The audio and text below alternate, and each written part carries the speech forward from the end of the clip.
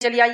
اللہ رب العزت سے جب ایک بندہ توبہ کرتا ہے، استغفار کرتا ہے، تو بہت سارے دنیا کے فائدے اور بہت سارے آخرت کے فائدے اٹھاتا ہے۔ یہ فائدوں کو میں اس لیے رکھ رہا ہوں جس کو فضائل کہتے ہیں۔ یہ فضائل جاننے سے انشاءاللہ عزیز ہمارے دل میں ایک جذبہ پیدا ہوگا توبہ اور استغفار کا، اور نہ صرف ہم اپنے گناہوں پر توبہ اور استغفار کریں گے جو کہ ہم بھول چکے ہیں توبہ اور استغفار اپنے گناہوں پر بھی، بلکہ ہم گناہوں کے علاوہ بھی توبہ اور استغفار کو اپنے زندگی کا معمول بنا لیں گے انشاءاللہ۔ تو آئیے کچھ فضائل دیکھتے ہیں توبہ کے۔ پہلا فائدہ توبہ کا وہ یہ ہے کہ جو لوگ توبہ کرتے ہیں اللہ سے اس کی طرف پلٹ کے استغفار کرتے ہیں وہ اللہ کے محبوب ترین بندے ہیں، پسندیدہ لوگ ہیں۔ اور اللہ رب العزت قرآن میں فرماتا ہے سورہ بقرہ سورہ نمبر 2 آیت میں 222 میں اللہ فرماتا ہے اور کہتا ہے ان اللہ یحب التوابین و یحب المتطہرین، اللہ توبہ قبول کرنے والوں کو، رجوع کرنے والوں کو، گناہوں سے پلٹنے والوں کو اور پاکیزہ رہنے والوں کو، صاف ستھرے رہنے والوں کو پسند کرتا ہے۔ تو توبہ کرنے کا پہلا فائدہ اللہ کی محبت انسان کو حاصل ہوتی ہے اور اس کے محبوب بندوں میں اس کا شمار ہوتا ہے، اس لیے کہ اللہ محبوب کو رکھتا ہے، پسند کرتا ہے توبہ کرنے والوں۔ دوسرا فائدہ توبہ کرنے کا جو کہ انسان کو ملتا ہے وہ کیا ہے؟ اللہ اسے بخش دیتا ہے۔ توبہ کرنے والے کو اللہ بخش دیتا ہے، معاف کر دیتا ہے، اس کی خطاؤں کو درگزر کر دیتا ہے۔ اللہ رب العزت قرآن میں فرماتا ہے سورہ طٰہٰ سورہ نمبر 20 آیت نمبر 82 اللہ فرماتا ہے وَإِنِّي لَغَفَّارٌ لِمَن تَابَ وَآمَنَ وَعَمِلَ صَالِحًا ثُمَّ اهْتَدَىٰ۔ سن لیجئے کیا فرماتا اللہ کہ میں جو ہے لوگوں کو معاف کرتا ہوں، لمن تابا، جو میری طرف رجوع کرتا ہے، جو میرے سے توبہ کرتا ہے میں اسے معاف کرتا ہوں، لیکن کنڈیشنل ہے میری معافی۔ پہلی شرط معافی کے لیے وہ آمنا، وہ ایمان والا ہو، وہ عمل صالحا، اور پھر نیک کام کرے توبہ کرنے کے بعد۔ اس کا ہرگز معلوم مطلب یہ نہیں کہ توبہ کر لیا مطلب نیا اکاؤنٹ کھولنے کی اجازت مل گئی مجھے اب گناہ کرنے کی۔ توبہ کرتا ہے ایمان والا انسان اور پھر نیک کام کرتا ہے تو اللہ رب العزت فرماتا ہے وَإِنِّي لَغَفَّارٌ لِمَن تَابَ، کہ ان لوگوں کی میں توبہ قبول کرتا ہوں جو مجھ سے توبہ کرتے ہیں اور انہیں معاف کر دیتا ہوں، اور پھر وہ ایمان لائے اور نیک عمل پھر کرتے رہے اور اس معاملے پہ جم جائے، اس معاملے بڑھ جائے۔ تیسرا فائدہ، چوتھا فائدہ اور پانچواں فائدہ چونکہ ایک ہی حدیث میں آتا ہے اس لیے میں ایک ساتھ رکھوں گا۔ تیسرا فائدہ توبہ کا ہے اللہ غم سے نجات دیتا ہے، پریشانیوں سے نجات دیتا ہے، مشکلوں سے نجات دیتا ہے۔ چوتھا فائدہ تنگ دستی دور کرتا ہے۔ سبحان اللہ، ہم نے سوچا بھی نہیں تھا توبہ استغفار کا تعلق تنگ دستی سے بھی ہو سکتا ہے، یا توبہ استغفار کرنے سے رزق میں کشادگی بھی آ سکتی ہے، مال و دولت میں فراوانی بھی ہو سکتی ہے۔ اس لیے کہ توبہ کرنے کا ایک فائدہ ہے تنگ دستی سے اللہ نجات دیتا ہے۔ اور پانچواں فائدہ توبہ کا معلوم آپ کو کیا ہے؟ ایسی جگہ سے روزی دیتا ہے جہاں سے سوچا بھی نہیں ہوگا۔ تنگ دستی بھی دور ہوتی ہے، غم بھی دور ہوتے ہیں، اور ایسی جگہ سے روزی ملتی ہے، روزی سمجھتے ہیں نا آپ، رزق ملتا ہے جہاں سے سوچا بھی نہیں ہوگا، گمان بھی نہیں کیا ہوگا، فہم میں بھی نہیں لایا ہوگا اس نے۔ آئیے حدیث اس طرح سے ابو داؤد کی روایت ہے، تینوں فائدے ایک ہی حدیث میں آتے ہیں۔ پہلا، جو شخص استغفار کو لازم پکڑ لیتا ہے، استغفار کو اپنے نفس سے لازم کر لیتا ہے، پکڑتا ہے، تو اللہ تعالیٰ اس کے لیے ہر غم سے نجات کا راستہ نکالتا ہے۔ ہر غم، سمجھتے ہیں آپ؟ آج کون سا ہے نا جو انسان ہے جو غم زدہ نہیں ہے، پریشان حال نہیں ہے؟ بتائیے مجھے، وہ کہہ سکتا ہے کہ مکمل طور 100% خوش ہوں؟ ہم تو ہر حال میں اللہ کا شکر تو ادا کرتے ہیں، لیکن کہیں نہ کہیں پریشانیاں ہیں ہمارے پاس۔ پریشانیوں کا حل توبہ اور استغفار۔ ہم نے تو کبھی سوچا ہی نہیں تھا کہ غم کا علاج بھی استغفار ہو سکتا ہے۔ ہر غم سے اللہ نجات دیتا ہے استغفار کی بنیاد پہ، اس کی فضیلت یہ ہے۔ دوسرا، ہر تنگ دستی سے کشادگی کی طرف لے آتا ہے، ہر قسم کی غربت اور تنگ دستی سے نکال کے کشادگی کی طرف لاتا ہے۔ اور تیسرا، صرف تنگ دستی اور تنگ دستی سے نکال کے کشادگی کی طرف نہیں لاتا ہے، ایسی جگہ سے روزی دیتا ہے جہاں سے اس نے گمان بھی نہ کیا ہو، سوچا بھی نہ ہو۔ یاد رکھیں، سوچا بھی نہ ہو۔ کیا فائدے ہیں استغفار اور توبہ کے؟ روزی میں برکت، ایسی جگہ سے روزی جہاں سے سوچا نہ ہوگا، ہر غم سے نجات۔ کوئی کہتا میرے گھر میں بیماری ہے، میں غم زدہ ہوں، استغفار کی کثرت کیجیے۔ کوئی کہہ رہا ہے مجھے تنگ دستی ہے، استغفار کی کثرت کیجیے۔ کوئی کہہ رہا ہے مجھے جو مال و دولت کی کمی ہے، استغفار کی کثرت کیجیے تو صحیح، آپ دیکھیے اللہ کیسی رزق دیتا ہے۔ اور کوئی کہے مال و دولت تو ہے برکت نہیں ہے، استغفار کیجیے، اس لیے کہ اللہ نے مال و دولت کی برکت چھین لی نا آپ کی۔ رزق میں اضافہ کہاں ہو رہا ہے؟ مال تو تعداد کوانٹٹی وائز بہت ہے، لیکن دل کہاں سکون میں ہے؟ استغفار نہیں کر رہے ہیں۔ استغفار کی کثرت کیجیے، استغفار کی کثرت کیجیے، استغفار کو معمول بنا لیجیے۔ تین عظیم فائدے ایک ہی حدیث میں آ رہا ہے استغفار کے، غم سے نجات، تنگ دستی سے کشادگی کی طرف، اور ایسی جگہ سے روزی دیتا ہے جہاں سے سوچا بھی نہ ہو۔ اسی طرح غم سے نجات کے تعلق سے چھوٹا سا واقعہ رکھ دیتا ہوں صرف آپ کے سامنے، چونکہ ہمارے حالت میں ایسے واقعات ہوتے ہیں، ہمارے ماحول میں اس لیے رکھ رہا ہوں کہ نبی اکرم صلی اللہ علیہ وسلم کے پاس ایک صحابہ اور ایک صحابی آئے جن کے بیٹے کو گرفتار دشمنوں نے پکڑ لیا، اور نہ صرف پکڑا، خبر ملی کہ بہت مضبوط زنجیروں کے اندر اس کے پیر باندھ دیے۔ وہ آئے اور کہا اللہ کے رسول صلی اللہ علیہ وسلم، دشمنوں نے جو ہے ہمارے بچے کو پکڑ لیا ہے، آپ کچھ بتائیے کیا کیا جائے، کیا کرا جائے کہ ہمارا جو ہے بچہ واپس آ جائے، میرا بیٹا جو ہے واپس آ جائے، وہ ماں اور باپ دونوں آئے۔ اللہ کے رسول صلی اللہ علیہ وسلم نے کہا استغفار کی کثرت کرو، استغفار کرو۔ وہ کہتے ہیں کہ وہ دونوں گھر گئے، استغفار کی خوب کثرت کی، اور ان کے بیٹے کہتے ہیں کہ جب میں بیڑیوں میں جکڑا تھا اچانک ایسا ہوا کہ میری پیروں کی دونوں بیڑیاں ٹوٹ گئی، اچانک رات میں دونوں بیڑیاں ٹوٹ گئی۔ جب بیڑیاں ٹوٹ گئی تو میں پریشان ہو گئی، یہ کیا ہوا؟ لوہے کی زنجیریں تھی وہ بیڑیاں بولتے لوہے کی موٹی موٹی زنجیروں میں جب قیدی کو قید کیا جاتا ہے جو آسانی سے نہیں ٹوٹتی، یاد رکھیے، ٹوٹ گئی۔ میں پریشان ہوا اور ایک اونٹ میں نے پکڑا، وہ ایک اونٹنی میں نے لی اور اس پہ سوار ہوا اور بھاگنے لگا۔ جب میں اس اونٹنی پر بیٹھ کر بھاگنے لگا تو سارے اونٹ باڑے کے نکل کے میرے پیچھے بھاگنے لگے۔ اب چونکہ مجھے تو جان بچانی تھی، میں نکل گیا اور پورے اونٹ بھی پیچھے بھاگنے لگے۔ اور اس کے بعد وہ اپنے گھر آئے، والدین خوش ہو اٹھے، والدین سے ملاقات کی اور اللہ کے رسول کے پاس اس بچے کو لے کہ اللہ کے رسول ہمارا بیٹا گھر واپس آ گیا ہے، استغفار کی برکت دیکھی، بچہ واپس آ گیا۔ ہر غم تھا نا بیٹے کے گمنے کا، اللہ نجات دے دی، بیٹا واپس دے دیا۔ پھر کہا اللہ کے رسول اب یہ اونٹوں کا کیا کرے؟ چونکہ بھاگنے کے لیے میں نے دشمن کی اونٹنی لے لی تھی نا، جان بچانے کے لیے جو اونٹنی لی گئی تھی ان کی نہیں تھی، دشمن کی تھی۔ اور کہا وہ ایک نہیں، وہ اونٹنی کی وجہ سے کئی اونٹ پیچھے آ گئے میرے۔ تو اللہ کے رسول نے کہا یہ رزق ہے جو اللہ نے تمہیں دیا بغیر سوچے کے، مطلب ایسی جگہ سے دیا جو تم استعمال کرو ان اونٹنیوں کو اور ان اونٹوں کو، اور ان کو سارے اونٹ دے دی۔ دیکھیے نا، ایک تو نجات ملی استغفار سے اور دوسرا رزق بھی مل گیا جہاں سے سوچا بھی نہیں تھا، دشمن کا رزق، مطلب دشمن کے پاس کی چیز گھر آ گئی اپنے۔ کتنے فائدے نا استغفار کی۔ آئیے استغفار کے اور فائدے سن لی۔ چھٹا، ساتواں، آٹھواں، نواں فائدہ ایک ہی آیت کے اندر آتا ہے، اس لیے 4 فائدے رکھ رہا ہوں۔ چھٹا فائدہ، بہترین اللہ موسلا دار بارش برساتا ہے استغفار کی کثرت سے۔ اسی طرح مال میں اضافہ کرتا ہے اللہ جو ہے استغفار کی کثرت سے اور توبہ کی کثرت سے۔ اولاد میں ترقی دیتا ہے اللہ استغفار اور توبہ کی کثرت سے، اور باغات اور نہریں نکال دیتا ہے، رزق کے ذریعہ بنا دیتا ہے استغفار کی کثرت سے۔ اللہ رب العزت نے سورہ نوح سورہ نمبر 71 آیت نمبر 10، 11 اور 12 میں فرمایا اور کہا، نوح علیہ السلام نے اپنی قوم کو دعوت دی اور دعوت دیتے وقت وہ انہیں کیا کہہ رہے سنیے، وہ کہتے ہیں قلت استغفروا ربکم انہ کان غفارا، اے میری قوم اپنے رب سے استغفار کرو اپنے گناہوں کے لیے، تم شرک جیسی برے جرم میں جو ہے پھنسے ہوئے ہو، اپنے رب سے معافی مانگو جو ہے انہ کان غفارا، تمہارا رب ہمارا رب ضرور ہمیں معاف کرے گا اس گناہ کے لیے بھی اور تمام چیزوں کے لیے۔ یرسل السماء علیکم مدرارا، اور جب تم توبہ کرو گے تو آسمان سے موسلا دھار بارش برسائیں گا جو نفع بخش ہوتی ہے، نقصان دہ نہیں ہوتی۔ یرسل السماء علیکم مدرارا، کس وجہ سے؟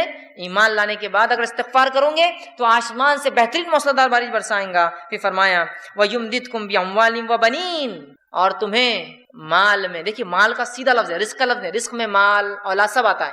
وَيُمْدِدْ، تمہیں بڑھاوا دیں گا، مالٍ وَبَنِينَ، مال میں، روپیے اور پیسے میں، اور لڑکوں میں اضافہ کریں گا تمہارے، ہے نا۔ انسان کیا چاہتا ہے اپنے لیے؟ تو کہا تم چاہتے ہو نا رب سے اولاد اور لڑکے، تو اس میں اضافہ کریں گا تمہارے۔ تو جو لوگ بے اولاد ہو استغفار کی کثرت کریں، بارش نہیں ہو رہی ہے استغفار کی کثرت، چونکہ نوح علیہ السلام کہہ رہے ایمان کے بعد استغفار کرو گے تو بارش برسائیں گا، مال و دولت میں اضافہ کریں گا، اولاد عطا فرمائیں گا تم کو، ٹھیک۔ پھر فرمایا وَيَجْعَلْ لَكُمْ جَنَّاتٍ وَيَجْعَلْ لَكُمْ أَنْهَارًا، اور تمہارے لیے بہترین باغات میسر کر دیں گا، اور صرف باغات نہیں بہترین نہریں جاری کر دیں گا کہ نہ صرف کھیتی ہو، پانی والی کھیتیاں تمہیں عطا فرمائیں۔ 4 فائدے دیکھیں استغفار کے کیسے ایک ہی ساتھ آ رہے ہیں۔ بارش کا بہترین برسنا، دوسرا فائدہ ہم دیکھ رہے ہیں اس کے اندر وہ یہ ہے کہ مال میں اضافہ، اولاد میں اضافہ، اور کھیتی باڑی اور نہروں کے اندر اضافہ اللہ تعالیٰ کر دیتا ہے۔ 10واں فائدہ استغفار کا وہ یہ ہے انسان کا دل سیاہ کالا ہونے سے بچ جاتا ہے۔ نبی اکرم صلی اللہ علیہ وسلم فرماتے ہیں، مستدرک حاکم کی روایت آپ نے فرمایا، بندہ جب گناہ کرتا ہے تو اس کے دل پر ایک کالا سیاہ داغ پڑ جاتا ہے،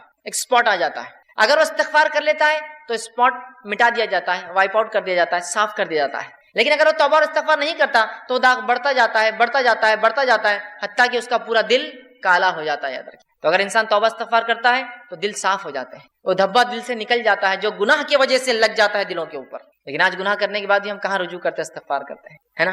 اسی لیے کہا جاتا ہے ہمارے دل تو آج کالے ہو چکے ہیں، اس لیے کہ ہمارے اعمال کالے ہیں۔ استغفار کرنے سے دھبا مٹتا چلا جاتا ہے، گناہ ہوئے استغفار کیجیے، توبہ کیجیے، دھبا مٹ جائیں گا، تو دل کالے ہونے سے بچ جاتا ہے۔ اور جب استغفار کرتا ہے تو دل چمکا دیا جاتا ہے، صاف کر دیا جاتا ہے۔ اسی طرح 11واں فائدہ توبہ اور استغفار کا وہ یہ ہے کہ توبہ اور استغفار سے کتنا ہی گناہ، بڑا گناہ کیوں نہ اللہ معاف کر دیتا ہے۔ توبہ اور استغفار جب انسان کرتا ہے نا، کتنا ہی بڑا گناہ آپ نے اور ہم نے کیوں نہ کیا ہو، اللہ معاف کر، کتنا ہی بڑا۔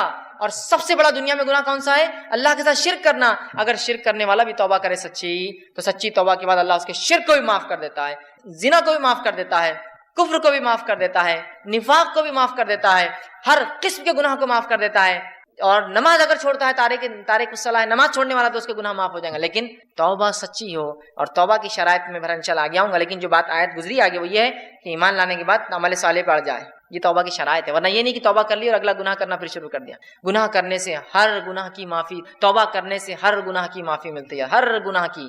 شرط یہ ہے کہ موت سے پہلے یا قیامت کی کوئی بڑی علامت آنے سے پہلے یہ کر لیا جائے، موت سے پہلے۔ اس لیے کہ آپ نے حدیث فرمایا جب خرخراہٹ کی آواز گلے میں شروع ہوتی نا، نزات کی حالت، موت سے قریب، خر خر آواز آتی ہے گلے سے، انسان مرنے کے قریب ہوتا ہے، تو تب کی گئی توبہ قبول نہیں ہوتی ہے. جیسے کہ فرعون نے بھی توبہ کی تھی جب وہ غرق ہو رہا تھا، صحیح بخاری کی روایت، غرق ہو رہا تھا، موت دیکھ چکا تھا، توبہ کی، اللہ نے توبہ قبول نہیں کی اور ڈوب کے مارا گیا. کیوں؟ تو ڈوبتے وقت کہا میں ایمان لایا موسیٰ اور ہارون کے رب پر، کام نہیں آئی لیکن توبہ. تو اس سے پہلے کہ موت آئے توبہ کر لے، یا کوئی علامت آ جائے قیامت کی، توبہ ضروری یاد رکھیں. ہر گناہ کی توبہ اللہ معاف کرتا ہے، لیکن زندگی میں یاد رکھیں مرنے سے پہلے اور نجات کی حالت، مطلب مرنے کے بعد اور نجات کی حالت سے پہلے اگر توبہ نہ ہوئی تو پھر توبہ کی گنجائش نہیں. تو جو گناہ ہم سے ہوا ہو، کتنا ہی بڑا کیوں نہ ہو، سچی توبہ اپنے رب سے کیجیے. یاد رکھیے توبہ تو نصوحہ کیجیے، انشاءاللہ عزیز ہمارا رب کو ہم پائیں گے کہ وہ ہر گناہ کو معاف کرتا ہے. آئیے 12واں فائدہ، سچی توبہ کرنے سے ایک ایسا عظیم فائدہ ہے، سنیے. سچی توبہ کرنے سے اللہ گناہوں کو بھی نیکی میں تبدیل کر دیتا ہے. سبحان اللہ. ایسا کہیں ہوتا ہے کیا؟ کسی کا آپ نے نقصان کیا، نقصان کرنے کے بعد معافی مانگی اور اس نے اتنے نقصان کے بدلے آپ کو کچھ عطا کر دیا. ہوتا یہ کہ معافی دے دے تو بڑی بات ہے، نہیں تو چیز بھر کی بھی دینا پڑتی، معافی مانگنا پڑتی ہے، زندگی بھر کی دشمنی بھی رہتی. باقی گناہوں کو نیکی میں تبدیل کرنے اگر توبہ سچی ہو تو نبی اکرم صلی اللہ علیہ وسلم کے پاس ایک ایسا قبیلہ آیا عرب کا جو لوٹ مار کرتا تھا، راستوں مسافروں کو لوٹتا تھا اور وہی ان کے انکم کا ذریعہ تھا. خون خرابہ، قتل، غارت گری، شرک اور کفر اور لوٹ مار. وائے کہ اللہ کے رسول، کیا ہماری توبہ ہے؟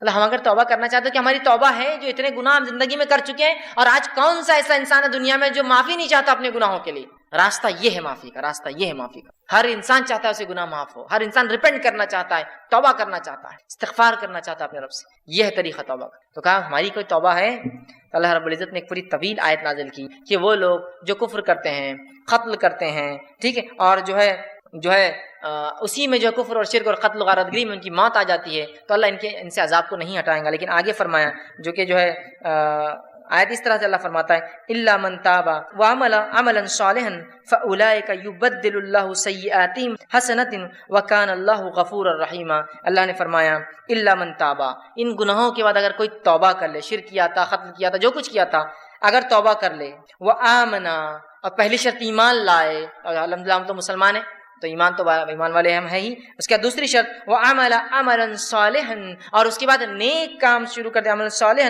فاولئک، تو اللہ پھر اس عمل کے بدلے کی ایمان والا ہے، سچی توبہ کیا، اولئک یبدل اللہ سیئاتہم، تو اللہ بدل دیں گا ان کے گناہوں کو حسنات، نیکیوں کے اندر. سبحان اللہ. اور آگے فرمایا وکان اللہ غفور الرحیم، اور اللہ تعالیٰ تو معاف کرنے والا اور رحم کرنے والا ہے. تو گناہ بھی نیکی میں تبدیل ہو سکتے ہیں اگر سچی توبہ انسان کی ہو. اسی طرح ابن ماجہ کی روایت ہے، آپ صلی اللہ علیہ وسلم فرماتے ہیں، کہتے ہیں اگر تم اس قدر گناہ کرو کہ تمہارے گناہ آسمان تک پہنچ جائے. لیکن ان حدیثوں کو بالکل رائٹ کانٹیکس میں لیجیے، بالکل صحیح معنوں میں لیجیے. یہ حدیث دلیل نہیں ہے گناہ کرنے کی، جو ہو جاتے ہیں اس کی معافی کی دلیل ہے، یاد رکھیں رائٹ کانٹیکس. تو اللہ کے رسول فرماتے ہیں کہ اگر تمہارے گناہ آسمانوں تک بھی اگر چھوں گے، ٹھیک، اگر تم اس قدر گناہ کرو کہ تمہارے گناہ آسمانوں تک پہنچ جائیں گے، پھر تم توبہ کر لو تو اللہ تمہاری توبہ کو قبول کریں گا. اگر کسی انسان نے ایسے بھی گناہ کیے ہو جو آسمانوں تک چھو رہے جا کر، لیکن وہ اللہ کی ذات سے ان گناہوں پہ کبھی نا امید نہ ہو، یاد رکھیے، بلکہ اگر سچی توبہ کرتا ہے تو انشاءاللہ عزیز اپنے رب کو وہ توبہ قبول کرنے والا اور معاف کرنے والا ضرور پائیں گا، یاد رکھیے. لیکن توبہ سچی ہو، اس کے شرائط کے ساتھ، یاد رکھیے. چلیے آئیے آگے 13ویں چیز، 13واں فائدہ جو ہم توبہ کا فائدہ اٹھاتے ہیں اور جو ہے استغفار کا، آدمی سچی توبہ کی وجہ سے جنت کا مستحق بن جاتا ہے. سچی توبہ کی وجہ سے جنت کا مستحق بن جاتا ہے. اللہ رب العزت نے سورہ تحریم سورہ نمبر 66 آیت نمبر 8 میں فرمایا یا ایھا الذین آمنوا توبوا الی اللہ توبۃ نصوحا، اے وہ لوگوں جو ایمان لائے ہو اللہ سے سچی توبہ کرو، سچا رجوع کرو، سچے ڈھنگ سے اس کی طرف پلٹو اور گناہوں سے اپنی معافی مانگو. تو نصوحا عسیٰ ربکم ان یکفر عنکم سیئاتکم، تو ہو سکتا ہے تمہارا رب پھر تم سے تمہارے گناہوں کی مغفرت کر دے، اس کا کفارہ کر دے، اسے معاف کر دے. سیئاتکم ویدخلکم جنات تجری من تحتها الانہار، اور تمہیں ایسی جنتوں میں داخل کر دے جس کے نیچے نہریں بہتی ہیں. توبہ کرنے کا فائدہ، انسان جنت کا مستحق بن جاتا ہے. 14واں اور آخری فائدہ جو آج میں رکھوں گا توبہ کا وہ یہ ہے، جب انسان سچی توبہ کرتا ہے، سچے طور سے ندامت ہوتا ہے، توبہ کرتا ہے، تو جو ہے اللہ رب العزت جو ہے اس سے خوش ہوتا ہے. انسان جب توبہ کرتا ہے تو اللہ خوش ہوتا ہے، ناراض نہیں ہوتا. ہاں ناراض تو ان سے ہوتا ہے جو گناہ کرے اور اڑ جائے اس پر، لیکن جو توبہ کرتے ہیں اللہ خوش ہوتا ہے. حدیث کے الفاظ اس طرح سے ہیں جو توبہ کے بارے میں نبی اکرم صلی اللہ علیہ وسلم فرماتے ہیں کہ اللہ خوش ہوتا ہے، اور حدیث اس طرح سے ہیں جو صحیح بخاری کی روایت ہے. آپ صلی اللہ علیہ وسلم فرماتے ہیں کہ اللہ اپنے بندے کی توبہ پر ایسا خوش ہوتا ہے، جب بندہ توبہ کرتا ہے اللہ ایسا خوش ہوتا ہے جیسے کہ ایک شخص سفر پر نکلا ہو، مسافر ہو، سفر کر کے چل جا رہا ہو، اور ایک جگہ اپنے اونٹ کو باندھے اور لیٹ جائے ریگستان کے بیچ میں، اور جب وہ جاگے تو اس کا اونٹ چلا جائے، وہ تھوڑا نکل کر ڈھونڈتا ہے اپنے اونٹ کو، اس کا اونٹ اسے نظر نہیں آتا، تو پھر وہ واپس آتا ہے اور سوچتا ہے کہ اب ریگستان میں گھوم کے مرنے سے اچھا ہے جہاں لیٹا تھا اس چھوٹے درخت کے نیچے لیٹ جاؤں تو مجھے موت آ جائے، کیونکہ اب ریگستان میں اونٹ گھومنا مطلب موت ہے اور کوئی راستہ نہیں۔ وہ آ کر لیٹ جاتا ہے اور جب لیٹ جاتا ہے تھوڑی دیر بعد دیکھتا ہے تو اس کا اونٹ پورے مال کے ساتھ جوں کا تو کھڑا ہے۔ ایک تو ریگستان، اس پر اکیلا مسافر اور اس پر اونٹ کا واپس آنا، یہ بہت تعجب کی بات ہے۔ جو لوگ عرب ہیں وہ جانتے ہیں، جو لوگ اونٹ پالتے ہیں وہ جانتے ہیں اونٹ کبھی زندگی میں پالتو نہیں ہوتا۔ اس لیے حدیث میں آپ نے فرمایا قرآن جو شخص حفظ کرتا ہے اسے پکڑ کر رکھے، اس لیے کہ قرآن کا حفظ ایسے ذہن سے نکلتا ہے جیسے اونٹ مالک سے نکل کر بھاگ جاتا ہے۔ ایک اونٹ کو آپ 100 سال پالیے، 100 سال بعد رسی ایک بار کھلی چھوڑیے، ایسے بھاگیں گا کہ کبھی واپس لوٹ کر نہیں آئیں گا، لیکن اس کا اونٹ واپس مال کے ساتھ آ جاتا ہے۔ اس سے بڑی خوشی کی بات کیا، اور وہ خوشی سے جم اٹھتا ہے اور کہتا ہے خوشی میں اے اللہ میں تیرا رب اور تو میرا بندہ، خوشی میں، کیونکہ اس کو سمجھتا نہیں کیا بولوں اس خوشی کے اندر، تو کہتا ہے اللہ میں تیرا رب اور تو میرا بندہ۔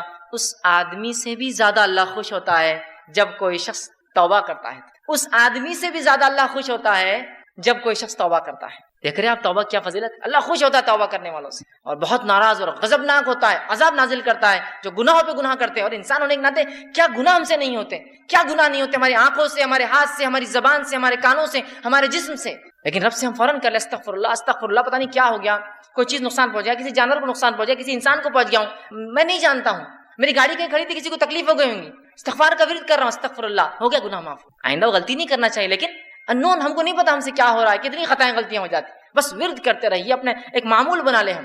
تو آپ صلی اللہ علیہ وسلم فرماتے ہیں اس سے زیادہ اللہ خوش ہوتا ہے اس آدمی سے جب کوئی انسان اپنے رب کی طرف رجوع کرتا ہے اور توبہ کرتا ہے، پلٹتا ہے، گناہوں سے معافی مانگتا ہے۔ ابن القیم رحمہ اللہ جو ہے کتاب ہے ان کی لکھی ہوئی مدراج سالکین، اس کے اندر بہت اچھی بات نقل کرتے ہیں، انشاءاللہ اس کتاب کا میں پورا وہ پریفیس وہ جملہ آپ کے سامنے نقل کرتا ہوں۔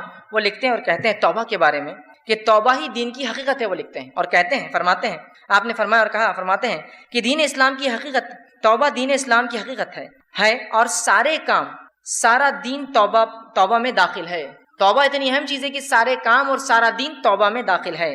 یہی وجہ ہے کہ توبہ کرنے والا اس بات کا مستحق ہے کہ اللہ تعالیٰ کا وہ دوست قرار دیا جاتا ہے، کیونکہ اللہ تعالیٰ توبہ کرنے والوں اور پاک صاف رہنے والوں کو دوست رکھتا ہے۔ کہ تو اللہ جس سے محبت کرتا ہے مطلب وہ اللہ کا دوست ہے نا، توبہ کرنے والوں سے اللہ محبت کرتا ہے تو اللہ کے دوست ہے، اس کا مطلب توبہ دین کا بہت اہم حصہ، بلکہ وہ کہتے ہیں بلکہ مکمل دین اسلام مکمل توبہ کے اندر ہے۔ پھر وہ آگے لکھتے ہیں اللہ تعالیٰ اپنے ان بندوں سے محبت رکھتا ہے جو اس کام کو بجا لائے جس کا اس نے حکم دیا ہے اور اسے ترک کرے، ان کاموں کو چھوڑ دیں جس سے اس نے منع فرمایا ہے۔ تو گویا توبہ کا مفہوم یہ ہے کہ جن کاموں کو اللہ تعالیٰ نے ظاہری اور باطنی طور پر ناپسند فرمایا ہے، فرماتا ہے انسان ان سے رجوع کرے، توبہ کرتے ہوئے ایسے کاموں کو اختیار کرے جنہیں اللہ تعالیٰ ظاہری اور باطنی مطلب اوپنلی اور کلوزلی، چھپا ہوا سیکرٹلی اس کو پسند کرتا ہے۔ فرماتا ہے اس اعتبار سے توبہ ایک جامع لفظ ہے اور اسلام، ایمان اور احسان اس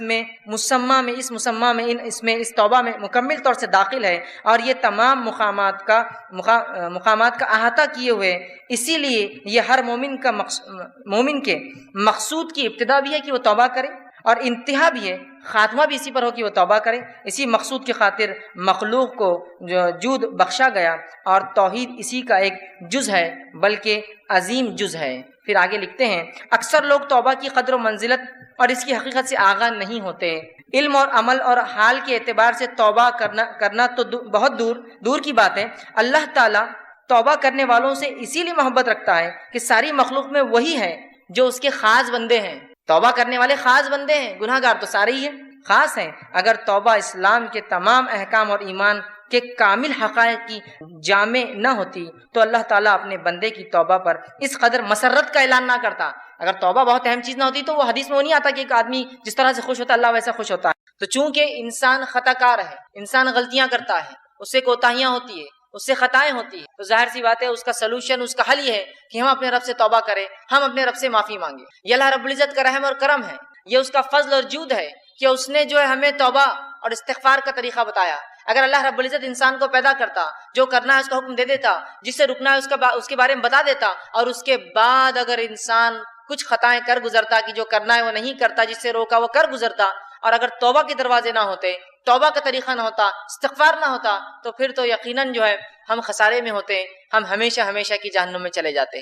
تو توبہ اور استغفار کا جو طریقہ ہے، اللہ رب العزت نے جو حکم ہمیں دیا، یہ جو بات جو طریقہ ہمیں بتایا ہے، یہ اللہ کی طرف سے اس کا فضل ہے، اس کی رحمت ہے، یاد رکھیے ہم پر۔ لیکن افسوس کی بات ہے کہ یہ توبہ اور استغفار کا ہم معنی ہی نہیں سمجھتے ہیں، اس کی اہمیت ہمارے زندگیوں میں نہیں ہے، اور ہم صرف یہ سمجھتے ہیں کہ توبہ اور استغفار کا معنی یہ جو بہت خطا کار، بہت گناہ گار ہے وہ کرے، اور باقی لوگوں کے لیے توبہ اور استغفار نہیں ہے۔ جبکہ نبی اکرم صلی اللہ علیہ وسلم نے اس بات کی وضاحت کر دی۔ جامع ترمذی کی روایت آپ نے فرمایا کہا کل بنی آدم خطاء، آدم کی جو اولاد ہے، چاہے مرد ہو چاہے عورتیں ہیں، وہ سارے کے سارے خطا کار ہوتے ہیں، ہم سب سے غلطیاں ہوتی ہے۔ لیکن آگے فرمایا وخیر الخطائین التوابون، لیکن بہترین خطا کار وہ ہے، خطا کار کرنے میں بہترین شخص تو وہ ہے کہ جو فوراً توبہ کر لے اپنی خطا کے بعد، جو اپنے رب سے جو ہے معافی مانگ لے خطا ہونے کے بعد، وہ بہترین شخص ہے، یاد رکھیے۔ تو نبی اکرم صلی اللہ علیہ وسلم نے وضاحت کر دی کہ خطا کار میں آدم کی اولاد ہے، ہم انسان ہیں، انسان ہونے کے ناطے ہم سے خطائیں ہوں گی، اور بہترین وہ شخص ہے جو جب اس سے خطا ہو جائے تو وہ جو ہے توبہ کر لے اپنی خطاؤں پر، اپنے رب سے جو معافی مانگ لے کہ اللہ مجھ سے خطا ہوئی اور میں معافی چاہتا ہوں۔ تو اس سے پتہ چلا ہم سب خطا کرتے ہیں، اب ایک غلط فہمی یہ ہوتی ہے کہ توبہ صرف وہ شخص کرے جو گناہ کرتا ہے، توبہ صرف وہ شخص کرے جو گناہ کرتا ہے۔ اگر اس بات کو ہم درست مان لیں کہ توبہ صرف وہ شخص کرے جو گناہ کرتا ہے، تو ہم تو دیکھتے ہیں کہ انبیاء علیہ الصلوۃ والسلام نے توبہ کی، جبکہ بہت سی بار وہ تو معصوم ہوتے ہیں، خطائیں گناہ ان سے نہیں ہوتا ہے، تو انبیاء علیہ الصلوۃ والسلام نے توبہ کی۔ قرآن نے تو توبہ کو مومنانہ صفت بتائی، جیسا کہ میں نے آپ کے سامنے تلاوت کی قرآن کی کچھ آیتیں، جس میں سے پہلی آیت سورہ نور سورہ نمبر 24 اس کی آیت میں 31 سے اللہ نے فرمایا وَتُوبُوا إِلَى اللَّهِ جَمِيعًا أَيُّهَا الْمُؤْمِنُونَ لَعَلَّكُمْ تُفْلِحُونَ، اے مومنو تم سب کے سب اللہ سے توبہ کرو تاکہ تم فلاح پاؤ۔ تو یہاں تو توبہ کو مومنانہ صفت بتایا جا رہا ہے، اور ہم غلط فہمی میں جو ہے وہ ہے کہ توبہ تو صرف وہ کرے جو گناہ کرتا ہے، اور جو توبہ کرتا ہے اس کا مطلب اس نے گناہ کیا ہے۔ ایسی بات نہیں ہے، توبہ ایک مومنانہ صفت ہے، اور ایک مومن کو چاہیے چاہے اس سے خطائیں ہو یا خطائیں نہ ہو، وہ اپنے رب سے توبہ کرتا رہے۔ دوسری آیت میں اللہ رب العزت نے فرمایا سورہ تحریم سورہ نمبر 66 آیت نمبر 8 میں فرمایا کہا یا ایھا الذین آمنوا توبوا الی اللہ توبۃ نصوحا، اے وہ لوگوں جو ایمان لائے ہو اپنے رب سے توبۃ نصوحا، سچی توبہ کرو، ایسی توبہ کرو کہ جس کے بعد پھر پلٹ کر تم گناہوں کی طرف نہ جاؤ۔ تو یہاں تو ایمان والوں سے خطاب ہو رہا ہے توبہ کرو، وہاں کہا گیا کہ تم سب مومنو توبہ کرو۔ تو توبہ کرنا مومنانہ وصف اور صفت ہے، یاد رکھیے۔ توبہ کے لیے گناہ کرنا ضروری نہیں، یاد رکھیے، اور توبہ نہیں کرنا یہ شیطان کی صفت ہے، یاد رکھیے۔ پورا تفصیلی واقعہ ہم جانتے ہیں کہ آدم علیہ السلام سے خطا ہوئی کہ اللہ رب العزت نے ایک جھاڑ کا جو پھل کھانے سے منع کیا، آپ وہاں چلے گئے اور وہ پھل کھا لیا، لیکن اس کے بعد فوراً آدم علیہ السلام کو پشیمانی ہوئی، آدم علیہ السلام سمجھ گئے ان سے کیا غلطی ہوئی اور اپنے رب سے معافی مانگ لی، اللہ رب العزت نے معاف کر دیا۔ وہیں شیطان اس نے آدم علیہ السلام کو بہکایا، اللہ رب العزت نے اسے حکم دیا کہ آدم علیہ السلام کے جو ہے سامنے وہ جھکے، لیکن اس نے جھکنے سے انکار کیا، اور انکار کرنا یہ غلطی اس نے کی، لیکن غلطی کے بعد اپنی غلطی پہ اڑ گیا اور مختلف دلائل اللہ رب العزت کو دینے لگا کہ میں اس سے خیر ہوں، اس کو تو نے جو ہے مٹی سے اور مجھے آنکھ سے بنایا، دلائل دینے لگا، تکبر کیا۔ تو یاد رکھیے توبہ کرنا یہ مومنانہ وصف ہے، آدم علیہ السلام کی صفت ہے، اور تکبر کرنا گناہ کرنے کے بعد توبہ نہیں کرنا، استغفار نہیں کرنا، یہ شیطانی صفت ہے، یاد رکھیے۔ تو جو لوگ استغفار نہیں کرتے اور یہ سمجھتے ہیں صرف توبہ تو گناہگار لوگ کرتے ہیں، وہ در حقیقت شیطانی صفت ان کے اندر آ گئی ہے، اور وہ جو ہے تکبر کر رہے ہیں، وہ اڑ گئے ہیں اپنے گناہوں پہ، یاد رکھیے۔ تو اس بات کو سمجھنے کی ضرورت ہے کہ توبہ کرنا، استغفار کرنا یہ انبیاؤں کی صفت ہے، صلحاء نیکوکاروں کی صفت ہے، شہداؤں کی صفت ہے، اور یہ جو ہے اللہ کے نیک بندوں کی اور اللہ کے ولیوں کی صفت ہے، یاد رکھیے، جو اللہ کے دوست ہوتے ہیں۔ تو توبہ کے لیے گناہ ضروری نہیں ہے، بلکہ علماء لکھتے ہیں توبہ اس لیے بھی تو ہو سکتی ہے کہ گناہوں کے خیال سے اللہ ہمیں بچائے رکھے۔ توبہ تو اس کے لیے بھی ہو سکتی ہے کہ ہم جو گناہ کے خیالات لا رہے ہیں یا گناہ کی جو سوچ لا رہے ہیں اس سے بھی توبہ کر سکتے ہیں، اللہ ایسے خیالات بھی مجھ تک نہ آئے، اس لیے کہ سوچ کے بعد ہی انسان کسی چیز کے عمل کی طرف جاتا ہے۔ تو بہرحال توبہ ہمیں کرنا چاہیے، اور ہم کئی واقعات دیکھتے ہیں نبی اکرم صلی اللہ علیہ وسلم کے خود آپ اپنے بارے میں فرماتے ہیں، اور آپ کے تعلق سے حدیث میں آتا ہے، صحیح مسلم کی روایت ہے، ایک حدیث آپ کے سامنے میں نے پڑھی بھی، اور صحیح مسلم کی روایت میں تو یوں الفاظ ہے کہ آپ صلی اللہ علیہ وسلم دن بھر میں 70 سے زیادہ اور 100 مرتبہ، ایک روایت میں آتا ہے، توبہ کرتے تھے۔ 70 سے زیادہ اور 100 کے الفاظ بھی، ایک روایت میں 70 اور ایک میں 100 کے الفاظ ہیں کہ 70 سے زائد مرتبہ توبہ اور استغفار، 100 سے زائد مرتبہ آپ توبہ اور استغفار کرتے تھے۔ اب مجھے بتائیے نبی اکرم صلی اللہ علیہ وسلم کیا روز گناہ کرتے تھے جو آپ توبہ استغفار کرتے تھے؟ نعوذ باللہ۔ لیکن یہ تو مومنانہ صفت ہے، آپ امت مسلمہ کو تعلیم اور تربیت دے رہے ہیں کہ تم مجھے دیکھو میں نبی ہونے کے بعد توبہ کرتا ہوں، تو تمہارے لیے تو کتنا لازم ہے کہ تم توبہ اور استغفار کو کثرت اس کو لازم پکڑو۔ نبی اکرم صلی اللہ علیہ وسلم ہر بار نماز پڑھتے، نماز پڑھ کر مصلیوں کی طرف صحرا پھیرتے، اور 3 بار، ایک بار اللہ اکبر کہتے بآواز بلند، اور 3 مرتبہ کہتے استغفر اللہ استغفر اللہ استغفر اللہ۔ تو اگر یہ 3 مرتبہ کو ملا لے تو 5 نمازوں کا 15 مرتبہ تو یہی ہو جاتا۔ آپ 70 سے زیادہ اور 100 مرتبہ کرتے ہیں. اسی لیے کچھ علماء کہتے ہیں کہ ہر نماز کے بعد کم از کم 20 مرتبہ استغفار کرنا چاہیے. یہ 3 تو سنتی ہے ذاتی، لیکن اگر 100 کرنا ہے، یاد نہیں ہوتے تو 20 ہر نماز کے بعد بھی یاد رکھ لے تو 100 ہو جاتے ہیں. تو 70 مرتبہ یا 100 مرتبہ توبہ اور استغفار کرتے ہیں. لیکن آج ہم نے توبہ اور استغفار نہ اس کا معنی سمجھتے ہیں، نہ اس کی اہمیت سمجھتے ہیں، اور نہ ہی اس کو ایک عبادت سمجھتے. توبہ اور استغفار کرنا بھی ایک عبادت ہے، یاد رکھیے. اس لیے کہ انبیاء علیہ الصلوۃ والسلام اللہ کے نیک بندے توبہ اور استغفار کرتے ہیں. تو توبہ کے لیے کوئی گناہ کرنا ہر بار ضروری نہیں، یاد رکھیے. اب جو ہے توبہ اور استغفار جو ہے اللہ کے نیک بندوں کی صفت ہے، یاد رکھیے. یہ اللہ کے نیک بندے اچھے لوگوں کی صفت ہے، اور جب وہ اللہ سے توبہ کرتے ہیں، استغفار کرتے ہیں، تو اللہ رب العزت کے وہاں ان کے گناہ معاف ہوتے ہیں اور درجات جو ہے بلند ہوتے ہیں، یاد رکھیے. اب آئیے استغفار کسے کہتے ہیں، اس کا معنی کیا ہے؟ تو استغفار کا معنی یہ ہے کہ گناہوں اور لرزشوں سے اللہ کی بخشش طلب کرنا. گناہوں سے اور لرزشوں سے، گناہوں سے اور کوتاہیوں سے جو انسان سے ہوتی ہے، اس سے اللہ سے جو ہے معافی مانگنا، اس سے استغفار کہتے ہیں. جیسا مجھ سے کوئی گناہ ہو گیا اور میں کہوں اللہ تو مجھے معاف کر دے اس گناہ کے لیے، یہ ہوا استغفار. مجھ سے کوئی لرزش ہو گئی، میں اللہ سے دعا کرتا ہوں اللہ مجھے جو ہے فلاں لرزش کے لیے معاف کر دے، یہ ہوا استغفار. اور توبہ کا معنی ہوتا ہے عربی زبان میں رجوع کرنا، پلٹنا، واپس آنا. جیسا کوئی انسان کسی طرف نکل جائے پھر لوٹے، اس کو کہتے توبہ. مطلب کہ کوئی انسان اللہ کے بتائے گئے طریقے کو چھوڑ کر کوئی ایسا کام کرے کہ جو حکم دیا گیا اسے چھوڑ دے، یا جس سے منع کیا اسے کر لے، اور اس کے بعد وہ کہے اللہ میں توبہ کرتا ہوں، مطلب میں واپس تیرے طریقے پہ آتا ہوں جس غلط طریقے پر میں چلا گیا تھا، تو اسے کہتے توبہ. تو توبہ کا معنی ہوتا ہے پلٹنا، لوٹنا، واپس اللہ کی طرف رجوع کرنا. استغفار کا معنی ہوتا ہے اللہ سے اپنے گناہوں کی بخشش طلب کرنا. اگر دونوں کو ملا لیا جائے تو یہ معنی ہوگا کہ کوئی شخص اگر گناہ کرتا ہے، جب وہ اپنے گناہوں سے رجوع کرتا ہے، گناہوں سے جو ہے پلٹتا ہے، اسے توبہ کہتے ہیں. اور جب پلٹنے کے بعد اللہ سے دعا کرتا ہے اللہ مجھے معاف کر دے، وہ استغفار ہوتا ہے. جب انسان گناہوں سے پلٹتا ہے اور رب سے دعا کرتا ہے معافی کی، تو پلٹنا توبہ ہے اور دعا کرنا معافی کی استغفار ہے. یا دوسرے الفاظ میں جب انسان استغفار کرتا ہے، اللہ سے اپنے گناہوں کی بخشش طلب کرتا ہے اور واپس پلٹتا ہے، مطلب وہ گناہ کو چھوڑ دیتا ہے، تو یہ ہوتا ہے استغفار اور یہ ہوتا ہے توبہ. تو دونوں کا بہت گہرا تعلق ہے، یاد رکھیے، توبہ اور استغفار. اس لیے کہ جب انسان توبہ کرتا ہے، رب کی طرف پلٹتا ہے، تو اس کے لیے طریقہ استغفار کا اختیار کرتا ہے، معافی مانگتا ہے. اور جب معافی مانگتا ہے تو گناہ کو چھوڑ کر واپس لوٹ آتا ہے اپنے رب کے راستے کی طرف، رجوع کر لیتا ہے. تو توبہ اور استغفار یہ ہے کہ گناہ کرنے کے بعد واپس پلٹنا اور واپس پلٹ کے اپنے گناہ کی معافی مانگنا. پلٹنا واپس توبہ اور معافی مانگنا ہے استغفار.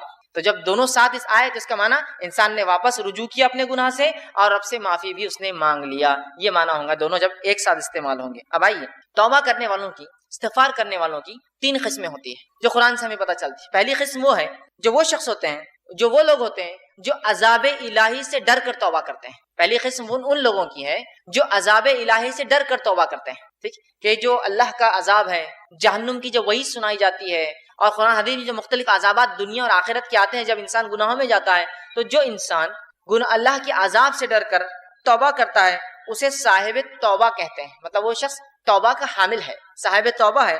اور یہ مومنوں کی صفت ہے، یاد رکھیے. توبہ کرنا کس کی صفت ہے؟ مومنوں کی صفت ہے. توبہ کرنا گنہگاروں کی صفت نہیں ہے.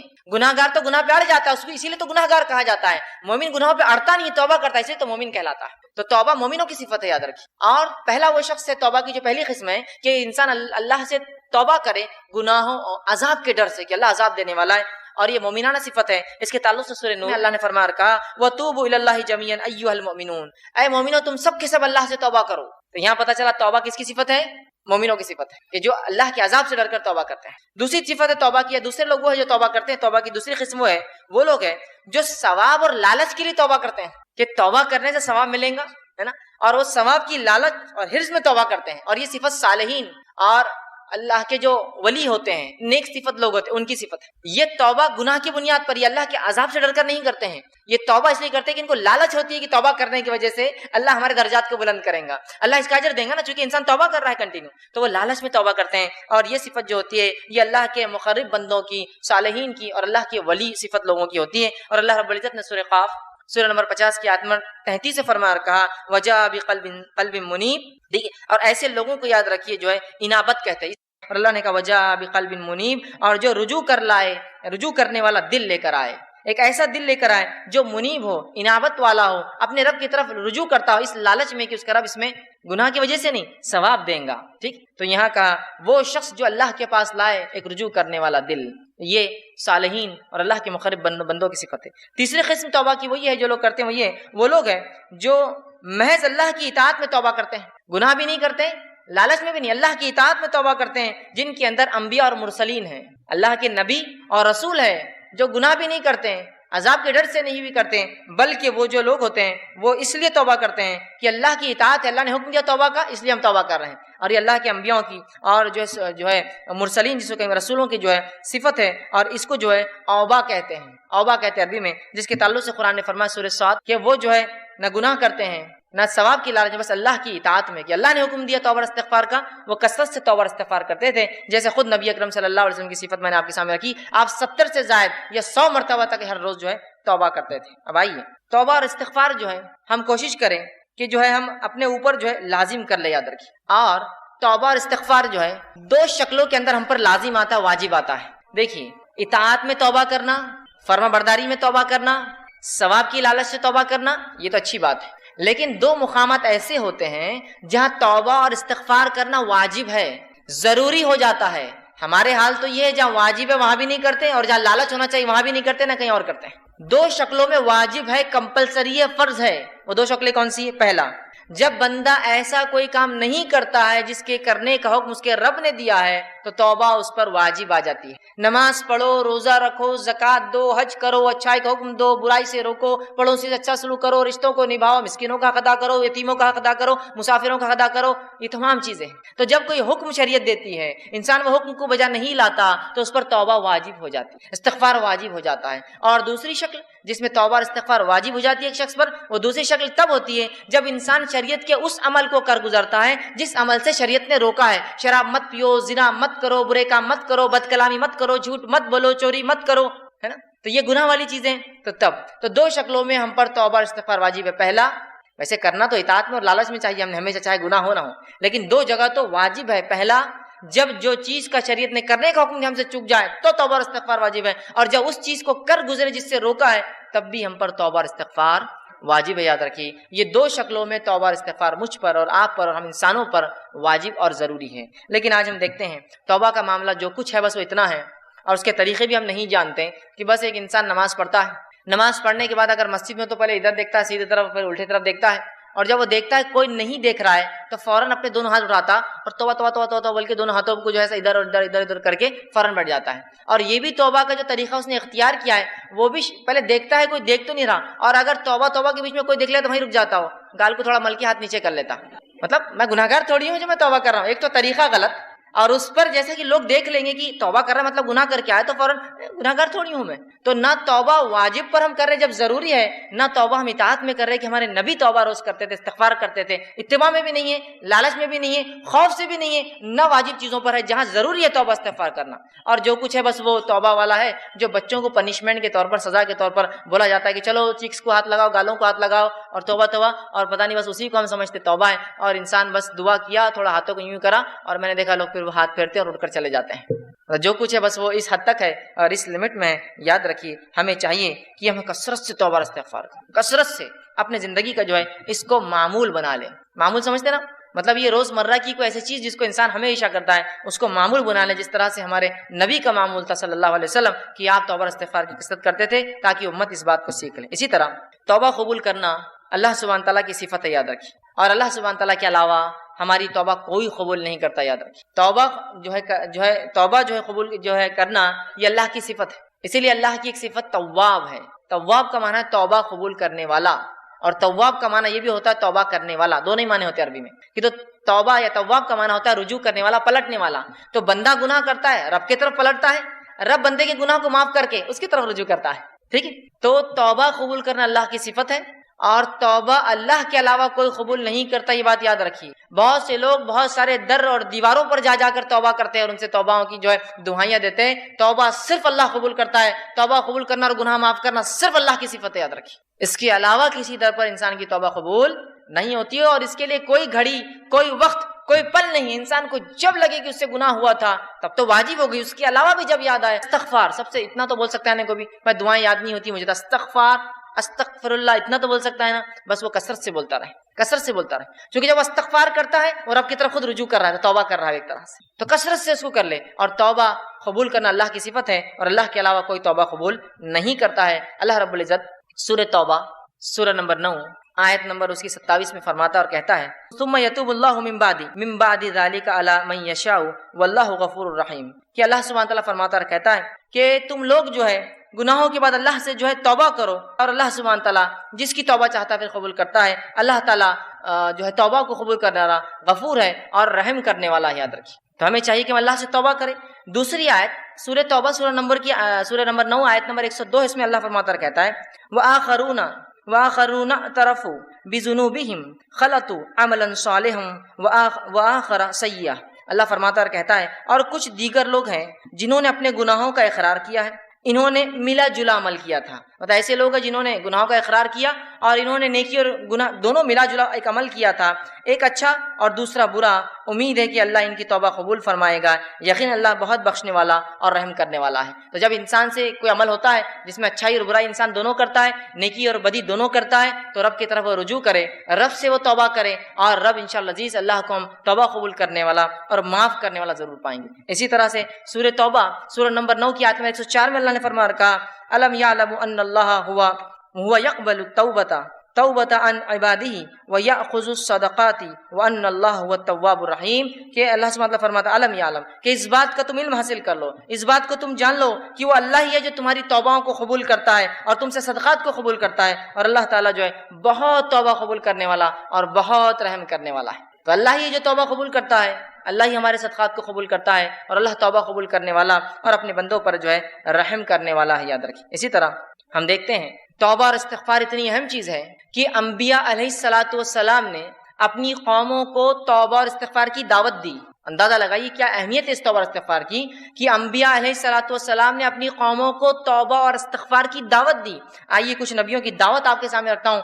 پہلا واقعہ سورہ ہود سورہ نمبر 11 اس کی آیت نمبر 52 میں ہے، جو ہود علیہ الصلاۃ والسلام نے اپنی قوم کو دعوت دی۔ کس چیز کی دعوت دی؟ توبہ اور استغفار کی۔ اللہ رب العزت نے فرمایا اور کہا وَيَا قَوْمِ، اور ہود علیہ السلام نے اپنی قوم سے کہا وَيَا قَوْمِ اسْتَغْفِرُوا رَبَّكُمْ ثُمَّ تُوبُوا إِلَيْهِ، کہ ہود علیہ السلام نے اپنی قوم کو اے میری قوم اللہ سے استغفار کرو، اپنے گناہوں سے جو ہے معافی مانگو، اپنے گناہوں کے لیے رب سے بخشش کرو، ربکم ثم توبوا الیہ، اور اس کی طرف رجوع کرو، یرسل السماء علیکم مدرارا۔ تو اگر تم ایسا کرو گے کہ گناہوں سے معافی مانگو گے، بخشش طلب کرو گے، رجوع کرو گے، تو تم دیکھو گے کہ اس بخشش کے تحت، اس بخشش طلب کی وجہ سے اور رجوع کرنے کی وجہ سے اللہ سبحانہ تعالیٰ تمہارے لیے آسمان سے موسلا دھار بارش برسائیں گا جو نفع بخش ہوتی ہے۔ پھر فرمایا مدرارا وَيَزِدْكُمْ قُوَّةً إِلَىٰ قُوَّتِكُمْ وَلَا تَتَوَلَّوْا مُجْرِمِينَ، اور تمہیں قوت پر قوت عطا کریں گا، اور یقیناً خبردار توبہ کو انکار کر کے، استغفار کا انکار کر کے، اپنے گناہوں سے بخشش طلب نہ کر کے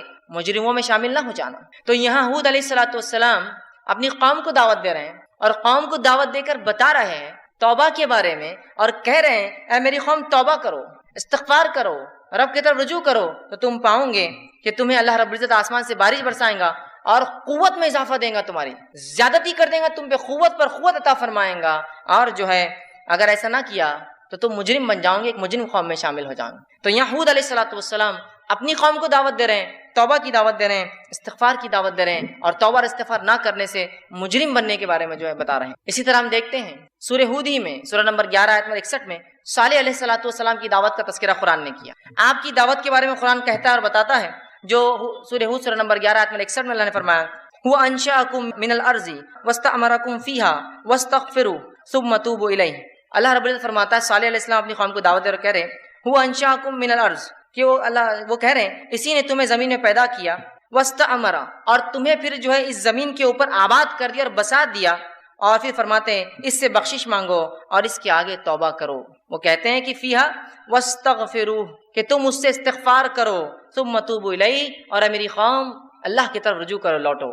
تو یہاں ہم دیکھ رہے ہیں صالح علیہ الصلوۃ والسلام نے اپنی قوم کو دعوت دی اور اللہ کی طرف رجوع کرنے کا، توبہ کرنے کا حکم دیا۔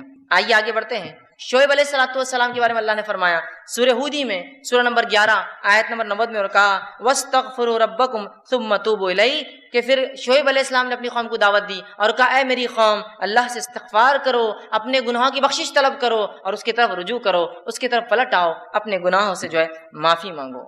اب انبیاء علیہ الصلوۃ والسلام نے نہ صرف قوموں کو توبہ اور استغفار کی دعوت دی، بلکہ انبیاء علیہ الصلوۃ والسلام نے خود بھی اللہ سے توبہ کی جب ان سے چھوٹی موٹی خطائیں اور لرزشیں ہو جاتی تھی۔ نہ صرف دعوت دی بلکہ خود بھی جب چھوٹی موٹی لرزشیں اور خطائیں ہو جاتی تو انہوں نے بھی اللہ سے توبہ کیا، جس کے تعلق سے مشہور واقعہ ہے آدم علیہ السلام کا، جس کے تعلق سے سورہ بقرہ سورہ نمبر 2 آیت نمبر 37 میں اللہ رب العزت فرمایا اور کہا فَتَلَقَّى آدَمُ مِن رَبِّهِ كَلِمَاتٍ فَتَابَ عَلَيْهِ، تو آدم علیہ السلام کو جب وہ خطا ہوئی کہ جو انہوں نے وہ پھل کھا لیا جس سے منع کیا گیا تھا، تو اللہ نے کہا پھر ہم نے آدم کو کلمات سکھائے اور وہ آدم نے کلمات ادا کیے تاکہ جو ہے فتاب علیہ، اور پھر ہم نے ہمارے طرف آدم نے رجوع کیا اور ہم نے آدم علیہ السلام کو معاف کیا۔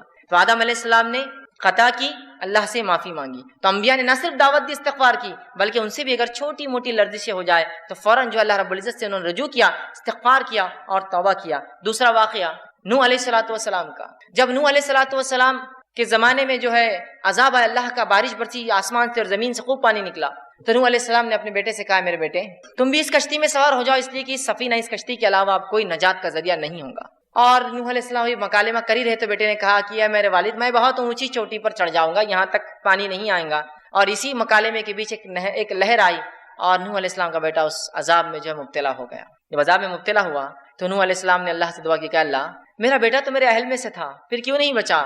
تو نوح علیہ السلام کی اس بات پہ اللہ رب العزت ناراض ہوا کہ نوح علیہ السلام نے ایسے کیسے سوال کر دیا اللہ سے، اللہ بہتر جانتا تھا۔ تو اللہ نے جواب دیا اور نوح سے کہا، سنیے واقعے کو، سورہ ہود سورہ نمبر 11 آیت نمبر 47 میں اللہ نے فرمایا قال ربی انی اعوذ بک ان اسالک ما لیس لی بہ علم، کہ نوح علیہ السلام نے جب یہ بات کہہ دی اللہ ناراض ہوا تو فوراً نوح علیہ السلام نے اللہ سے گزارش کی دعا کی اور کہا قال ربی انی اعوذ بک، اے اللہ میں تیری پناہ میں آتا ہوں، ان اسالک ما لیس بہ علم، کہ ایسا میں نے تجھ سے سوال کر لیا جس کے بارے میں مجھے علم نہیں تھا، تو بہتر جانتا تھا کہ تو نے کیوں کیا میرے بیٹے کے ساتھ، لیکن نوح علیہ السلام چونکہ سوال کر گزرے تھے تو فوراً جیسی اللہ کی ناراضگی کا علم ہوا کہ اللہ میں تجھ میں پناہ مانگتا ہوں کہ میں نے ایسا سوال تجھ سے کیا جس کے بارے میں اللہ مجھے علم نہیں تھا۔ آگے فرماتے علم وَإِلَّا اسْتَغْفِرْ لِي وَتَرْحَمْنِي أَكُن مِّنَ الْخَاسِرِينَ، اور میں تجھ سے توبہ کرتا ہوں، تجھ سے بخشش طلب کرتا ہوں اور تجھ سے رحم طلب کرتا ہوں، اگر ایسا نہ ہوا تو میں تو خسارہ اٹھانے والوں میں سے ہو جاؤں گا اللہ۔ پھر اللہ رب العزت نے نوح علیہ السلام کی توبہ قبول کی۔ آپ نے ایک سوال کیا تھا، اللہ رب العزت کو ناپسندیدہ گزرا کہ جب اللہ نے عذاب میں ڈال دیا، مبتلا کر دیا آپ کے بیٹے کو، آپ نے سوال نہیں کرنا چاہیے، لیکن بیٹا تھا، سوال آیا ذہن میں کہ کیا بات ہے، جب سوال کر بیٹھے تو اللہ رب العزت نے جواب دیا نوح کہ تمہیں یہ حق نہیں تھا، اور اے نوح بلکہ قرآن کے الفاظ تو اتنے سخت ہیں، اے نوح جاہلوں میں سے نہ ہو جاؤ ایسے سوال کر کے۔ جو ہی اللہ نے کہا نوح علیہ السلام فوراً کہا اللہ بس میں تجھے پناہ مانگتا ہوں، معافی طلب کرتا ہوں، بخشش طلب کرتا ہوں، رحم طلب کرتا ہوں، ورنہ میں تو خسارے میں ہو جاؤں گا، اور اللہ نے بہرحال ان کو معاف کر دیا۔ تو انبیاء علیہ السلام نے صرف دعوت نہیں دی، توبہ کی، وہ کرتے بھی تھے۔ آئیے تیسرا واقعہ موسیٰ علیہ السلام کا قرآن سے ہم لیتے ہیں، سورہ قصص سورہ نمبر 28 آیت نمبر 16 میں اللہ نے فرمایا کہا، موسیٰ علیہ السلام کا قول نقل کیا، قال ربی انی ظلمت نفسی فاغفر لی فتغفر لہ۔ اللہ فرماتا ہے کہ جب موسیٰ علیہ السلام نے دو لوگوں کو لڑتے ہوئے دیکھا، ایک مصری قبطی تھا اور دوسرا اپنی قوم کا بنی اسرائیل سے تھا، دونوں لڑ رہے تھے، جو ہے موسیٰ علیہ السلام نے دونوں کو روکنے کی کوشش کی۔ جب وہ قبطی نے جو رکنے کا ارادہ نہ دکھایا تو موسیٰ علیہ السلام نے اس نیت سے نہیں کہ اسے مارے، اس نیت سے کہ ڈیفنس اس کو دور کرے، اس کو ایک مکہ مارا، وہ مکہ اتنے زور سے اسے لگا جا کر، اور انبیاء علیہ السلام بہت مکمل انسان ہوتے ہیں، بہت طاقتور انسان ہوتے ہیں، جب وہ مکہ اسے پڑا تو وہ تاب نہ لا سکا اور اسی جگہ وہ مر گیا۔ ان کا انٹینشن بالکل نہیں تھا کسی کو قتل کرنے کا، لیکن جب اسے پڑا وہ مر گیا۔ اور جو کچھ واقعہ جو ہی آپ سے یہ خطا ہوئی فوراً رب سے جو ہے موسیٰ علیہ السلام توبہ کی اور کہا قال ربی انی ظلمت نفسی، اے اللہ یہ تو میں بچانا چاہ رہا تھا لیکن میرے ہاتھ سے یہ قتل ہو گیا، میں نے اپنی نفس سے ظلم کر لیا کہ انسان کو مار کر، مجھ سے خطا ہوگی کہ میں نے اسے میرے ہاتھ سے مر گیا، نفسی فاغفر لی، تو اللہ مجھے معاف کر، میری بخشش کر، دیکھیے فاغفر لی، میری بخشش کر تو، اور اللہ نے فرمایا فغفر لہ، تو ہم نے اسے معاف کر دیا، اس لیے کہ اس نے ہم سے معافی مانگی۔ تو اس سے ایک بات یہ بھی پتہ چلتی ہے، اگر آپ ان انٹینشنل بھی کوئی کام کرے جو غلط ہو جائے، کسی کو نقصان پہنچ جائے، اس کے لیے بھی اللہ سے توبہ کرنا پڑے گی۔ ان انٹینشنلی آپ کا مقصد نہیں تھا، کسی کو آپ ہٹا رہے تھے، بھائی صاحب تھوڑا ہٹ جائیے، وہ گر گیا تو ضرور اللہ سے معافی مانگی، اللہ میرا ارادہ نہیں تھا لیکن پھر بھی وہ گر گیا، سمجھ رہے آپ، ان انٹینشنل تھا۔ موسیٰ علیہ السلام تو صرف ڈیفنس بچا رہے تھے، الگ کر رہے تھے دو لوگوں کو، اور اس میں روکنا چاہتے تھے صرف روکنے میں، لیکن اس انسان کو اتنا بھاری پڑا وہ مکہ کی، مر گیا اس تو فوراً توبہ کی اور اللہ نے ان کی توبہ کو قبول کیا۔ تو ہم دیکھ رہے ہیں جو ہے انبیاء علیہ السلام نہ صرف توبہ کی دعوت دیتے بلکہ توبہ کیا بھی۔ آئیے ایک اور واقعہ سنیے قرآن سے، موسیٰ علیہ السلام کا واقعہ ہی ہے۔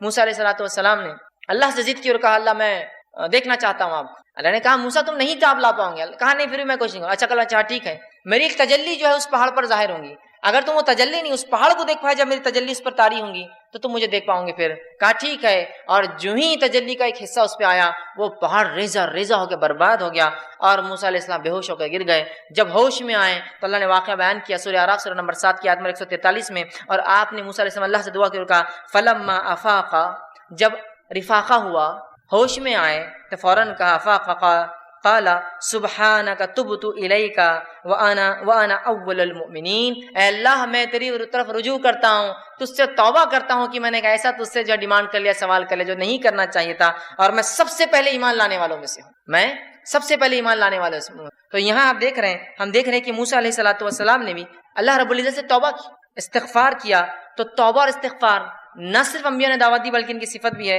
اور ایسے بہت سارے واقعات، اتنا وقت نہیں ہے کہ میں تمام واقعات انبیاء کے رکھوں. آئیے توبہ اور استغفار کے فائدے کیا ہوتے ہیں، اگر انسان توبہ کرتا ہے استغفار کرتا ہے تو کیا بینیفٹس اس کو ملتے ہیں اس چیز کے، وہ بھی ہم دیکھتے ہیں. چلیے آئیے.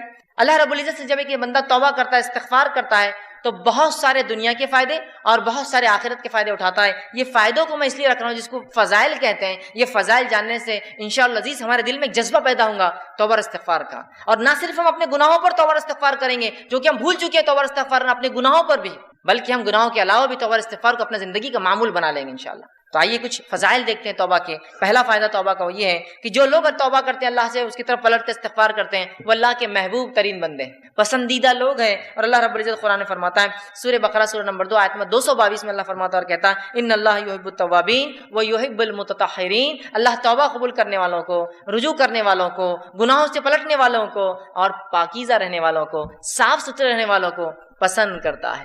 تو توبہ کرنے کا پہلا فائدہ اللہ کی محبت انسان کو حاصل ہوتی ہے اور اس کے محبوب بندوں میں اس کا شمار ہوتا ہے، اس لیے کہ اللہ محبوب کو رکھتا ہے، پسند کرتا ہے توبہ کرنے والوں. دوسرا فائدہ توبہ کرنے کا جو کہ انسان کو ملتا ہے وہ کیا ہے، اللہ اسے بخش دیتا ہے. توبہ کرنے والے کو اللہ بخش دیتا ہے، معاف کر دیتا ہے، اس کی خطاؤں کو درگزر کر دیتا ہے. اللہ رب العزت قرآن فرماتا ہے سورہ طٰہٰ سورہ نمبر 20 آیت نمبر 82 اللہ فرماتا ہے وَإِنِّي لَغَفَّارٌ لِمَن تَابَ وَآمَنَ وَعَمِلَ صَالِحًا ثُمَّ اهْتَدَىٰ. سن لیجئے کیا فرماتا اللہ کہ میں جو ہے لوگوں کو معاف کرتا ہوں، لمن تابا، جو میری طرف رجوع کرتا ہے، جو میرے سے توبہ کرتا ہے میں اسے معاف کرتا ہوں، لیکن کنڈیشنل ہے میری معافی. پہلی شرط معافی کے لیے وہ آمنا، وہ ایمان والا ہو، وہ عمل صالحا، اور پھر نیک کام کرے توبہ کرنے کے بعد. اس کا ہرگز معلوم مطلب یہ نہیں کہ توبہ کر لیا مطلب نیا اکاؤنٹ کھولنے کی اجازت مل گئی مجھے اب گناہ کرنے کی. توبہ کرتا ہے ایمان والا انسان اور پھر نیک کام کرتا ہے تو اللہ رب العزت فرماتا ہے وَإِنِّي لَغَفَّارٌ لِمَن تَابَ، کہ ان لوگوں کی میں توبہ قبول کرتا ہوں جو مجھ سے توبہ کرتے ہیں اور انہیں معاف کر دیتا ہوں، اور پھر وہ ایمان لائے اور نیک عمل پھر کرتے رہے اور اس معاملے پہ جم جائے، اس معاملے پر جائے. تیسرا فائدہ، چوتھا فائدہ اور پانچواں فائدہ چونکہ ایک ہی حدیث میں آتا ہے اس لیے میں ایک ساتھ رکھوں گا. تیسرا فائدہ توبہ کا ہے اللہ غم سے نجات دیتا ہے، پریشانیوں سے نجات دیتا ہے، مشکلوں سے نجات دیتا ہے. چوتھا فائدہ تنگ دستی دور کرتا ہے. سبحان اللہ، ہم نے سوچا بھی نہیں تھا توبہ استغفار کا تعلق تنگ دستی سے بھی ہو سکتا ہے، یا توبہ استغفار کرنے سے رزق میں کشادگی بھی آ سکتی ہے، مال و دولت میں فراوانی بھی ہو سکتی ہے. اس لیے کہ توبہ کرنے کا ایک فائدہ ہے تنگ دستی سے اللہ نجات دیتا ہے. اور پانچواں فائدہ توبہ کا معلوم آپ کو کیا ہے، ایسی جگہ سے روزی دیتا ہے جہاں سے سوچا بھی نہیں ہوگا. تنگ دستی بھی دور ہوتی ہے، غم بھی دور ہوتے ہیں، اور ایسی جگہ سے روزی ملتی ہے، روزی سمجھتے ہیں نا آپ، رزق ملتا ہے جہاں سے سوچا بھی نہیں ہوگا، گمان بھی نہیں کیا ہوگا، فہم میں بھی نہیں لایا ہوگا اس نے. آئیے حدیث اس طرح سے ابو داؤد کی روایت ہے، تینوں فائدے ایک ہی حدیث میں آتے ہیں. پہلا، جو شخص استغفار کو لازم پکڑ لیتا ہے، استغفار کو اپنے نفس سے لازم کر لیتا ہے، پکڑتا ہے، تو اللہ تعالیٰ اس کے لیے ہر غم سے نجات کا راستہ نکالتا ہے. ہر غم، سمجھتے ہیں آپ؟ آج کون سا جو انسان ہے جو غم زدہ نہیں ہے، پریشان حال نہیں ہے؟ بتائیے مجھے. وہ کہہ سکتا ہے کہ مکمل طور 100% خوش ہوں؟ ہم تو ہر حال میں اللہ کا شکر تو ادا کرتے ہیں، لیکن کہیں نہ کہیں پریشانیاں ہیں ہمارے پاس. پریشانیوں کا حل توبہ اور استغفار. ہم نے تو کبھی سوچا ہی نہیں تھا کہ غم کا علاج بھی استغفار ہو سکتا ہے. ہر غم سے اللہ نجات دیتا ہے استغفار کی بنیاد پہ، اس کی فضیلت یہ ہے. دوسرا، ہر تنگ دستی سے کشادگی کی طرف لے آتا ہے، ہر قسم کی غربت اور تنگ دستی سے نکال کے کشادگی کی طرف لاتا ہے. اور تیسرا، صرف تنگ دستی اور تنگ دستی سے نکال کے کشادگی کی طرف نہیں لاتا ہے، ایسی جگہ سے روزی دیتا ہے جہاں سے اس نے گمان بھی نہ کیا ہو، سوچا بھی نہ ہو. یاد رکھیں، سوچا بھی نہ ہو. کیا فائدے ہیں استغفار اور توبہ کے؟ روزی میں برکت، ایسی جگہ سے روزی جہاں سے سوچا نہ ہوگا، ہر غم سے نجات. کوئی کہتا میرے گھر میں بیماری ہے، میں غمزدہ ہوں، استغفار کی کثرت کیجیے. کوئی کہہ رہا ہے مجھے تنگ دستی ہے، استغفار کی کثرت کیجیے. کوئی کہہ رہا ہے مجھے جو مال و دولت کی کمی ہے، استغفار کی کثرت کیجیے تو صحیح. آپ دیکھیے اللہ کیسی رزق دیتا ہے. اور کوئی کہے مال و دولت تو ہے برکت نہیں ہے، استغفار کیجیے، اس لیے کہ اللہ نے مال و دولت کی برکت چھین لی نا آپ کی. رزق میں اضافہ کہاں ہو رہا ہے؟ مال تو تعداد کوانٹٹی وائز بہت ہے، لیکن دل کہاں سکون میں ہے؟ استغفار نہیں کر رہے ہیں. استغفار کی کثرت کیجیے، استغفار کی کثرت کیجیے، استغفار کو معمول بنا لیجیے. 3 عظیم فائدے ایک ہی حدیث میں آ رہا ہے استغفار کے. غم سے نجات، تنگ دستی سے کشادگی کی طرف، اور ایسی جگہ سے روزی دیتا ہے جہاں سے سوچا بھی نہ ہو. اسی طرح غم سے نجات کے تعلق سے چھوٹا سا واقعہ رکھ دیتا ہوں صرف آپ کے سامنے، چونکہ ہمارے حالت میں ایسے واقعات ہوتے ہیں، ہمارے ماحول میں اس لیے رکھ رہا ہوں کہ نبی اکرم صلی اللہ علیہ وسلم کے پاس ایک صحابہ اور ایک صحابی آئے جن کے بیٹے کو گرفتار دشمنوں نے پکڑ لیا، اور نہ صرف پکڑا، خبر ملی کہ بہت مضبوط زنجیروں کے اندر اس کے پیر باندھ دیے. وہ آئے اور کہا اللہ کے رسول صلی اللہ علیہ وسلم، دشمنوں نے جو ہے ہمارے بچے کو پکڑ لیا ہے، آپ کچھ بتائیے کیا کیا جائے، کیا کرا جائے کہ ہمارا جو ہے بچہ واپس آ جائے، میرا بیٹا جو ہے واپس آ جائے، وہ ماں اور باپ دونوں آئے. اللہ کے رسول صلی اللہ علیہ وسلم نے کہا استغفار کی کثرت کرو، استغفار کرو. وہ کہتے ہیں کہ وہ دونوں گھر گئے، استغفار کی خوب کثرت کی. اور ان کے بیٹے کہتے ہیں کہ جب میں بیڑیوں میں جکڑا تھا، اچانک ایسا ہوا کہ میری پیروں کی دونوں بیڑیاں ٹوٹ گئی. اچانک رات میں دونوں بیڑیاں ٹوٹ گئی. جب بیڑیاں ٹوٹ گئی تو میں پریشان ہو گئی، یہ کیا ہوا؟ لوہے کی زنجیریں تھی وہ بیڑیاں بولتے ہیں، لوہے کی موٹی موٹی زنجیروں میں جب قیدی کو قید کیا جاتا ہے جو آسانی سے نہیں ٹوٹتی، یاد رکھیے. ٹوٹ گئی، میں پریشان ہوا، اور ایک اونٹ میں نے پکڑا، وہ ایک اونٹنی میں نے لی، اس پر سوار ہوا اور بھاگنے لگا. جب میں اس اونٹنی پر بیٹھ کر بھاگنے لگا تو سارے اونٹ باڑے کے نکل کے میرے پیچھے بھاگنے لگے. اب چونکہ مجھے تو جان بچانے تھی، میں نکل گیا اور پورے اونٹ بھی پیچھے بھاگنے لگے. اور اس کے بعد وہ اپنے گھر آئے، والدین خوش ہو اٹھے، والدین سے ملاقات کی اور اللہ کے رسول کے پاس اس بچے کو لے کر اللہ کے رسول ہمارا بیٹا گھر واپس آ گیا ہے. استغفار کی برکت دیکھی، بچہ واپس آ گیا. ہر غم تھا نا بیٹے کے گمنے کا، اللہ نجات دے دی، بیٹا واپس دے دیا. پھر کہا اللہ کے رسول اب یہ اونٹوں کا کیا کرے؟ چونکہ بھاگنے کے لیے میں نے دشمن کی اونٹنی لے لی تھی نا، جان بچانے کے لیے جو اونٹنی لی گئی تھی ان کی نہیں تھی، دشمن کی تھی. اور کہا وہ ایک نہیں، وہ اونٹنی کی وجہ سے کئی اونٹ پیچھے آ گئے میرے. تو اللہ کے رسول نے کہا یہ رزق ہے جو اللہ نے تمہیں دیا بغیر سوچے کے، مطلب ایسی جگہ سے دیا جو تم استعمال کرو ان اونٹنیوں کو اور ان اونٹوں کو، اور ان کو سارے اونٹ دے دی. دیکھیے نا، ایک تو نجات ملی استغفار سے، اور دوسرا رزق بھی مل گیا جہاں سے سوچا بھی نہیں تھا. دشمن کا رزق، مطلب دشمن کے پاس کی چیز گھر آ گئی اپنے. کتنے فائدے نا استغفار کی. آئیے استغفار کے اور فائدے سن لیجیے. 6واں 7واں 8واں 9واں فائدہ ایک ہی آیت کے اندر آتا ہے، اس لیے 4 فائدے رکھ رہا ہوں. 6واں فائدہ، بہترین اللہ موسلا دار بارش برساتا ہے استغفار کی کثرت سے. اسی طرح مال میں اضافہ کرتا ہے اللہ جو ہے استغفار کی کثرت سے اور توبہ کی کثرت سے. اولاد میں ترقی دیتا ہے اللہ استغفار اور توبہ کی کثرت سے. اور باغات اور نہریں نکال دیتا ہے، رزق کے ذریعہ بنا دیتا ہے استغفار کی کثرت سے. اللہ رب العزت نے سورہ نوح سورہ نمبر 71 آیت نمبر 10 11 اور 12 میں فرمایا اور کہا، نوح علیہ السلام نے اپنی قوم کو دعوت دی، اور دعوت دیتے وقت وہ انہیں کیا کہہ رہے سنیے. وہ کہتے ہیں قلت استغفروا ربکم انہ کان غفارا، اے میری قوم اپنے رب سے استغفار کرو اپنے گناہوں کے لیے، تم شرک جیسی برے جرم میں جو ہے پھنسے ہوئے ہو، اپنے رب سے معافی مانگو جو انہ کان غفارا، تمہارا رب ہمارا رب ضرور ہمیں معاف کرے گا اس گناہ کے لیے بھی اور تمام چیزوں کے لیے. یرسل السماء علیکم مدرارا، اور جب تم توبہ کرو گے تو آسمان سے موسلا دھار بارش برسائیں گا جو نفع بخش ہوتی ہے، نقصان دہ نہیں ہوتی. یرسل السماء علیکم مدرارا، کس وجہ سے؟ ایمان لانے کے بعد اگر استغفار کرو گے تو آسمان سے بہترین موسلا دھار بارش برسائیں گا. پھر فرمایا وَيُمْدِدْكُمْ بِأَمْوَالٍ وَبَنِينَ، اور تمہیں مال میں، دیکھیے مال کا سیدھا لفظ ہے، رزق کا لفظ ہے، رزق میں مال اولاد سب آتا ہے. وَيُمْدِدْ، تمہیں بڑھاوا دیں گا، مالٍ وَبَنِينَ، مال میں، روپیے اور پیسے میں، اور لڑکوں میں اضافہ کریں گا تمہارے. ہے نا، انسان کیا چاہتا ہے اپنے لیے؟ تو کہا تم چاہتے ہو نا رب سے اولاد اور لڑکے، تو اس میں اضافہ کریں گا تمہارے. تو جو لوگ بے اولاد ہو استغفار کی کثرت کریں. بارش نہیں ہو رہی ہے استغفار کی کثرت، چونکہ نوح علیہ السلام کہہ رہے ایمان کے بعد استغفار کرو گے تو بارش برسائیں گا، مال و دولت میں اضافہ کریں گا، اولاد عطا فرمائیں گا تم کو. ٹھیک، پھر فرمایا وَيَجْعَلْ لَكُمْ جَنَّاتٍ وَيَجْعَلْ لَكُمْ أَنْهَارًا، اور تمہارے لیے بہترین باغات میسر کر دیں گا، اور صرف باغات نہیں بہترین نہریں جاری کر دیں گا کہ نہ صرف کھیتی ہو، پانی والی کھیتیاں تمہیں عطا فرمائیں. 4 فائدے دیکھیں استغفار کے کیسے ایک ہی ساتھ آ رہے ہیں. بارش کا بہترین برسنا. دوسرا فائدہ ہم دیکھ رہے ہیں اس کے اندر وہ یہ ہے کہ مال میں اضافہ، اولاد میں اضافہ، اور کھیتی باڑی اور نہروں کے اندر اضافہ اللہ تعالیٰ کر دیتا ہے. 10واں فائدہ استغفار کا وہ یہ ہے انسان کا دل سیاہ کالا ہونے سے بچ جاتا ہے.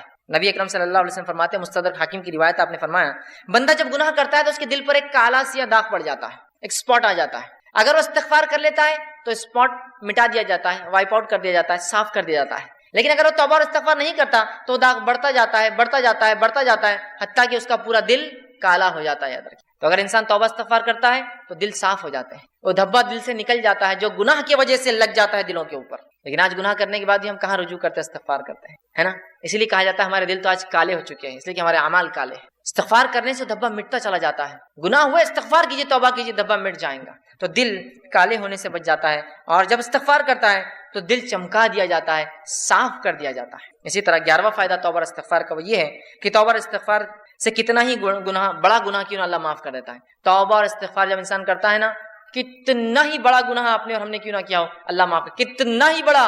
اور سب سے بڑا دنیا میں گناہ کون سا ہے؟ اللہ کے ساتھ شرک کرنا۔ اگر شرک کرنے والا بھی توبہ کرے سچی، تو سچی توبہ کے بعد اللہ اس کے شرک کو بھی معاف کر دیتا ہے، زنا کو بھی معاف کر دیتا ہے، کفر کو بھی معاف کر دیتا ہے، نفاق کو بھی معاف کر دیتا ہے، ہر قسم کے گناہ کو معاف کر دیتا ہے۔ اور نماز اگر چھوڑتا ہے، تارک الصلاۃ، نماز چھوڑنے والا، تو اس کے گناہ معاف ہو جائیں گے، لیکن توبہ سچی ہو۔ اور توبہ کی شرائط میں انشاءاللہ آگے آؤں گا، لیکن جو بات آیت گزری آگے وہ یہ ہے کہ ایمان لانے کے بعد عمل صالح پڑ جائے، یہ توبہ کی شرائط ہے۔ ورنہ یہ نہیں کہ توبہ کر لی اور اگلا گناہ کرنا پھر شروع کر دیا۔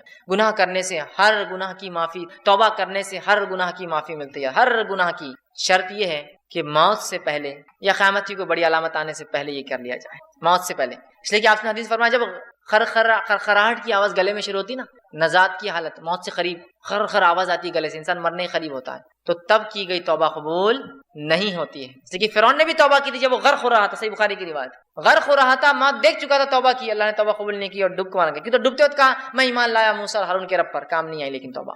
تو اس سے پہلے کہ موت آئے توبہ کر لے، یا کوئی علامت آ جائے قیامت کی، توبہ ضروری یاد رکھیں۔ ہر گناہ کی توبہ اللہ معاف کرتا ہے، لیکن زندگی میں یاد رکھیں، مرنے سے پہلے اور نجات کی حالت، مطلب مرنے کے بعد اور نجات کی حالت سے پہلے اگر توبہ نہ ہوئی تو پھر توبہ کی گنجائش نہیں۔ تو جو گناہ ہم سے ہوا ہو، کتنا ہی بڑا کیوں نہ ہو، سچی توبہ اپنے رب سے کیجیے، یاد رکھیں، توبہ النصوحہ کیجیے، انشاءاللہ عزیز ہمارا رب کو ہم پائیں گے کہ وہ ہر گناہ کو معاف کرتا ہے۔ آئیے 12واں فائدہ، سچی توبہ کرنے سے ایک ایسا عظیم فائدہ ہے، سنیے، سچی توبہ کرنے سے اللہ گناہوں کو بھی نیکی میں تبدیل کر دیتا ہے۔ سبحان اللہ، ایسا کہیں ہوتا ہے کیا؟ کسی کا آپ نے نقصان کیا، نقصان کرنے کے بعد معافی مانگی اور اس نے اتنے نقصان کے بدلے آپ کو کچھ عطا کر دیا۔ ہوتا یہ کہ معافی دے دے تو بڑی بات ہے، نہیں تو چیز بھر کے بھی دینا پڑتی، معافی مانگنا پڑتی ہے، زندگی بھر کی دشمنی بھی رہتی باقی۔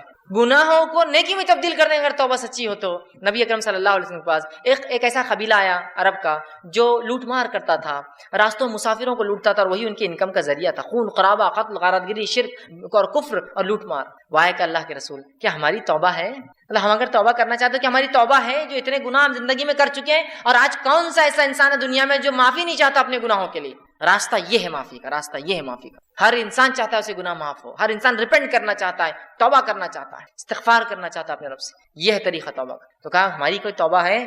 اللہ رب العزت نے ایک پوری طویل آیت نازل کی کہ وہ لوگ جو کفر کرتے ہیں، قتل کرتے ہیں، ٹھیک ہے، اور جو ہے اسی میں جو ہے کفر اور شرک اور قتل و غارت گری میں ان کی موت آ جاتی ہے، تو اللہ ان سے عذاب کو نہیں ہٹائیں گا۔ لیکن آگے فرمایا جو کہ جو ہے آیت اس طرح سے اللہ فرماتا ہے الا من تاب وعمل عملا صالحا فاولئک یبدل اللہ سیئاتہم حسنات وکان اللہ غفورا رحیما۔ اللہ نے فرمایا الا من تاب، ان گناہوں کے بعد اگر کوئی توبہ کر لے، شرک کیا تھا، قتل کیا تھا، جو کچھ کیا تھا، اگر توبہ کر لے، وآمنا، اور پہلی شرط ایمان لائے، اور الحمدللہ ہم تو مسلمان ہیں تو ایمان تو ایمان والے ہم ہیں ہی، اس کے بعد دوسری شرط وعمل عملا صالحا، اور اس کے بعد نیک کام شروع کر دے، عمل صالحا، فاولئک، تو اللہ پھر اس عمل کے بدلے کی ایمان والا ہے، سچی توبہ کیا، اولئک یبدل اللہ سیئاتہم، تو اللہ بدل دیں گا ان کے گناہوں کو حسنات، نیکیوں کے اندر۔ سبحان اللہ۔ اور آگے فرمایا وکان اللہ غفور الرحیم، اور اللہ تعالیٰ تو معاف کرنے والا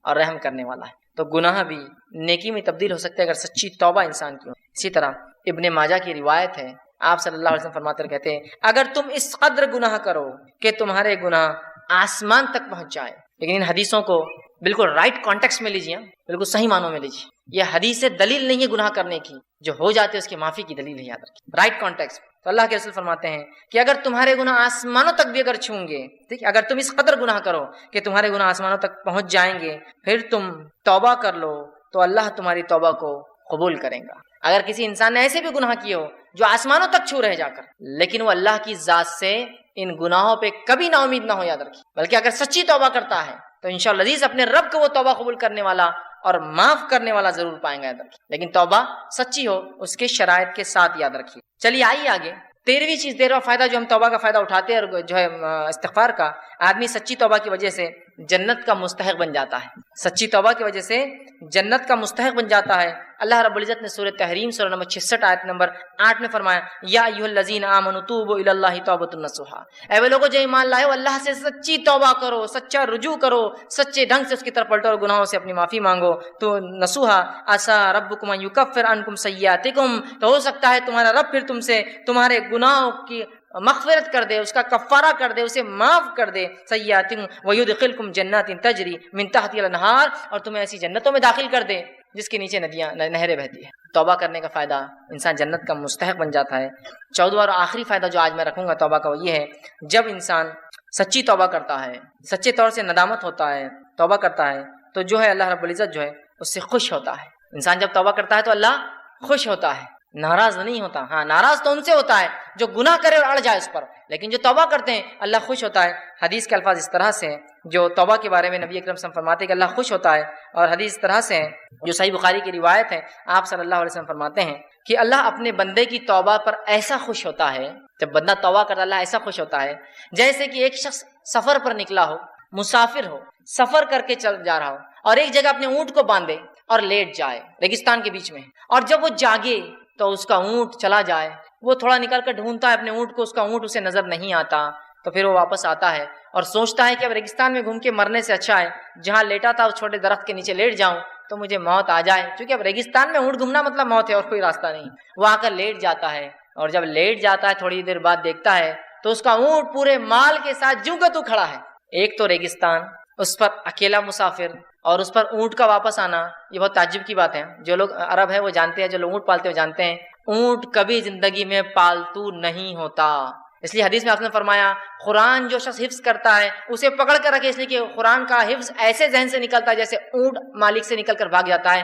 ایک اونٹ کو آپ 100 سال پالیے، 100 سال بعد رسی ایک بار کھلی چھوڑیے، ایسے بھاگیں گا کہ کبھی واپس لوٹ کر نہیں آئیں گے، لیکن اس کا اونٹ واپس مال کے ساتھ آ جاتا ہے۔ اس سے بڑی خوشی کی بات کیا، اور وہ خوشی سے جھوم اٹھتا ہے اور کہتا ہے خوشی میں اے اللہ میں تیرا رب اور تو میرا بندہ، خوشی میں، کیونکہ اس کو سمجھتا نہیں کیا بولوں اس خوشی کے اندر، تو کہتا ہے اللہ میں تیرا رب اور تو میرا بندہ۔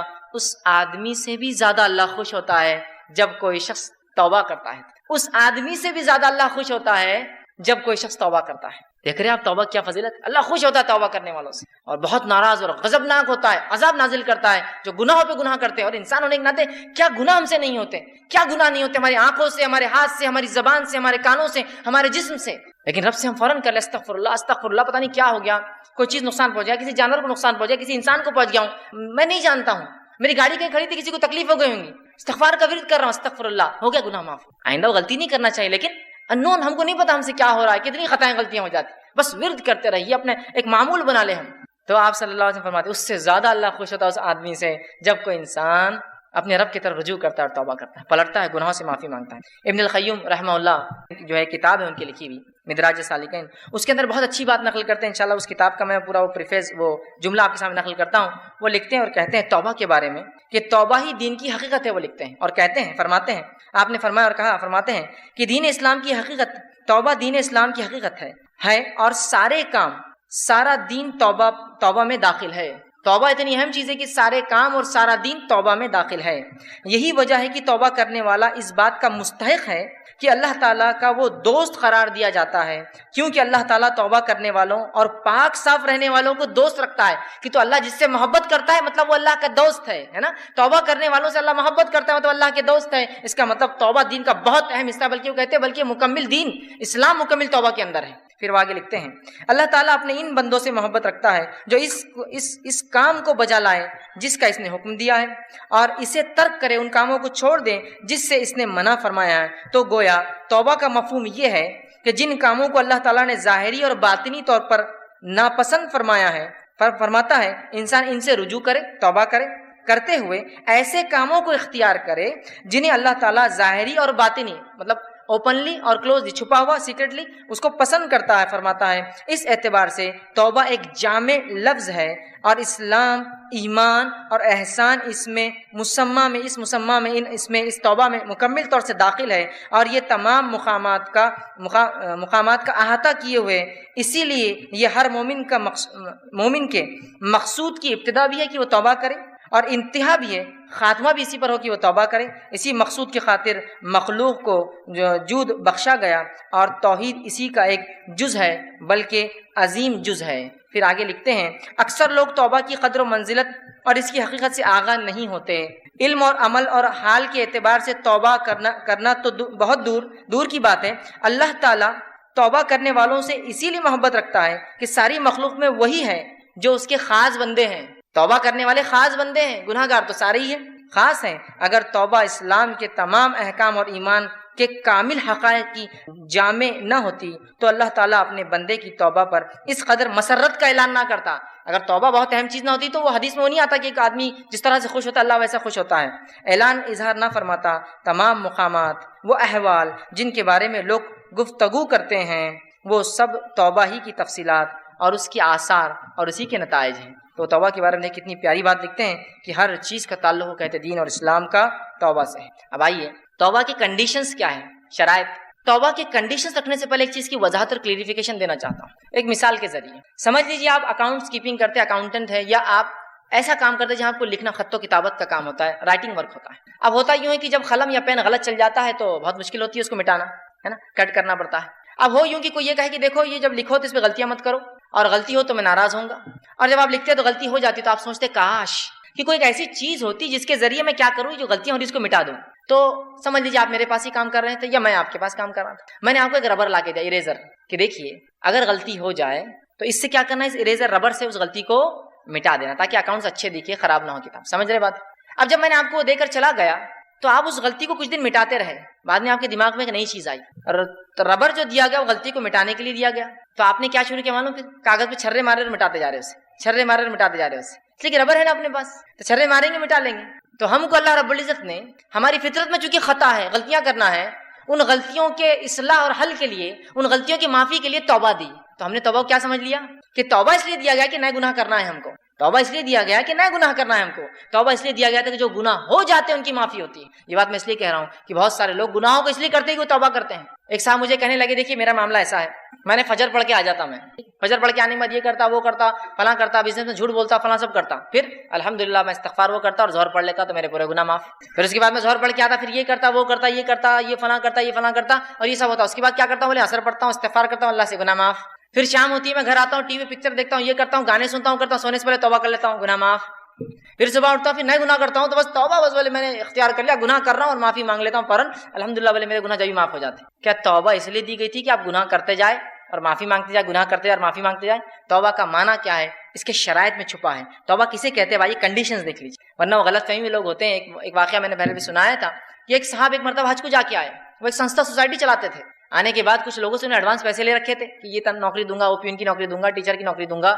اب جب واپس آئے تو لوگوں نے کہا بھائی بہت، اب تم جانے لگے حج کو، جب کہ بھائی بہت وہ ہو گیا، آپ حج کو جا رہے ہیں تو ہمارے پیسے واپس کر دیجیے. تو کہا آئے بات دیں گے نا، کوئی مسئلہ نہیں. جب حج سے آ گئے تو کہا کہ بھائی آپ پیسے دے دیجیے، آپ نوکری تو نہیں دے رہے. تو ہمارے پچھلے گناہ تو پورے معاف ہو گئے. سمجھ رہے آپ. اور پھر اللہ ان پر رحم کرے، انہوں نے پیسے نہیں لوٹائے ان کے، کہا حج ہو گیا ہمارا.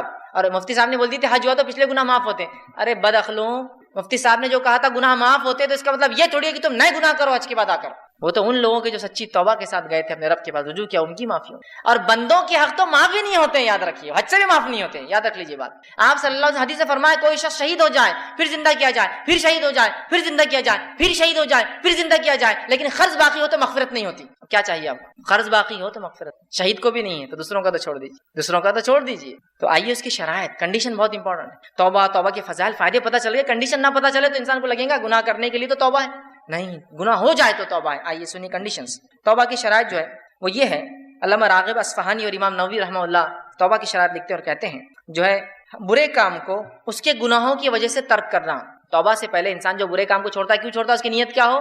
توبہ کے لیے نیت یہ ہو انسان کی کہ برے کاموں کو اس کی قباحت، برائی کی وجہ سے چھوڑنا. بہت سے لوگ برے کاموں کو چھوڑتے ہیں لیکن اس کی برائی کی وجہ سے نہیں. کیوں چھوڑتے ہیں، اب میں شرابی ہوں، میں شراب اس لیے اب نہیں پی رہا ہوں کہ اس لیے کہ اب بیٹی بڑی ہوگی رشتے نہیں آئیں گے نا، تو میں نے شراب اس لیے نہیں چھوڑی کہ شراب پینا حرام ہے، میں نے شراب اس لیے چھوڑی کہ بیٹی کے رشتے کا معاملہ ہے. تو وہ لکھتے ہیں کہ گناہ کو اس لیے ترک کرنا ان کی قباحت کی وجہ سے، دنیائی مفاد اور فائدوں کے لیے نہیں، ان کی برائی کی وجہ سے کہ اللہ بہت میں گناہ میں تھا. ٹھیک ہے، تو توبہ کے لیے یاد رکھیے، توبہ جو ہم کریں گے تو گناہوں کو ہم اس لیے چھوڑیں گے کہ ان کی قباحت کی وجہ سے. اب کنڈیشن رکھ رہا ہوں. فرسٹ، پہلی کنڈیشن، گناہوں کو ہم چھوڑیں گے جس سے ہم توبہ کرتے ہیں، مطلب اس گناہ کو ہم چھوڑ دیں گے جس سے ہم توبہ کرتے ہیں، پہلی شرط. دوسری شرط وہ یہ ہے اس گناہ پر ندامت ہم کریں گے، نادم ہوں گے. پہلا ہم اس گناہ کو چھوڑ دیں گے جس کے بارے میں ہم توبہ کر رہے ہیں، اس گناہ پر ہم نادم ہوں گے جس گناہ کو ہم نے کیا تھا.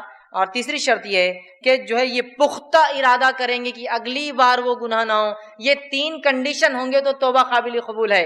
تو وہ شخص حج کو جا کے آیا اس نیت سے کہ اگلے گناہ کروں گا، تو کیا اس کی توبہ قبول ہوئی؟ نہیں، وہ فیل گیا. اس لیے کہ توبہ کی پہلی شرط کہ گناہ کو چھوڑے، اس نے تو گناہ کرنے کے لیے توبہ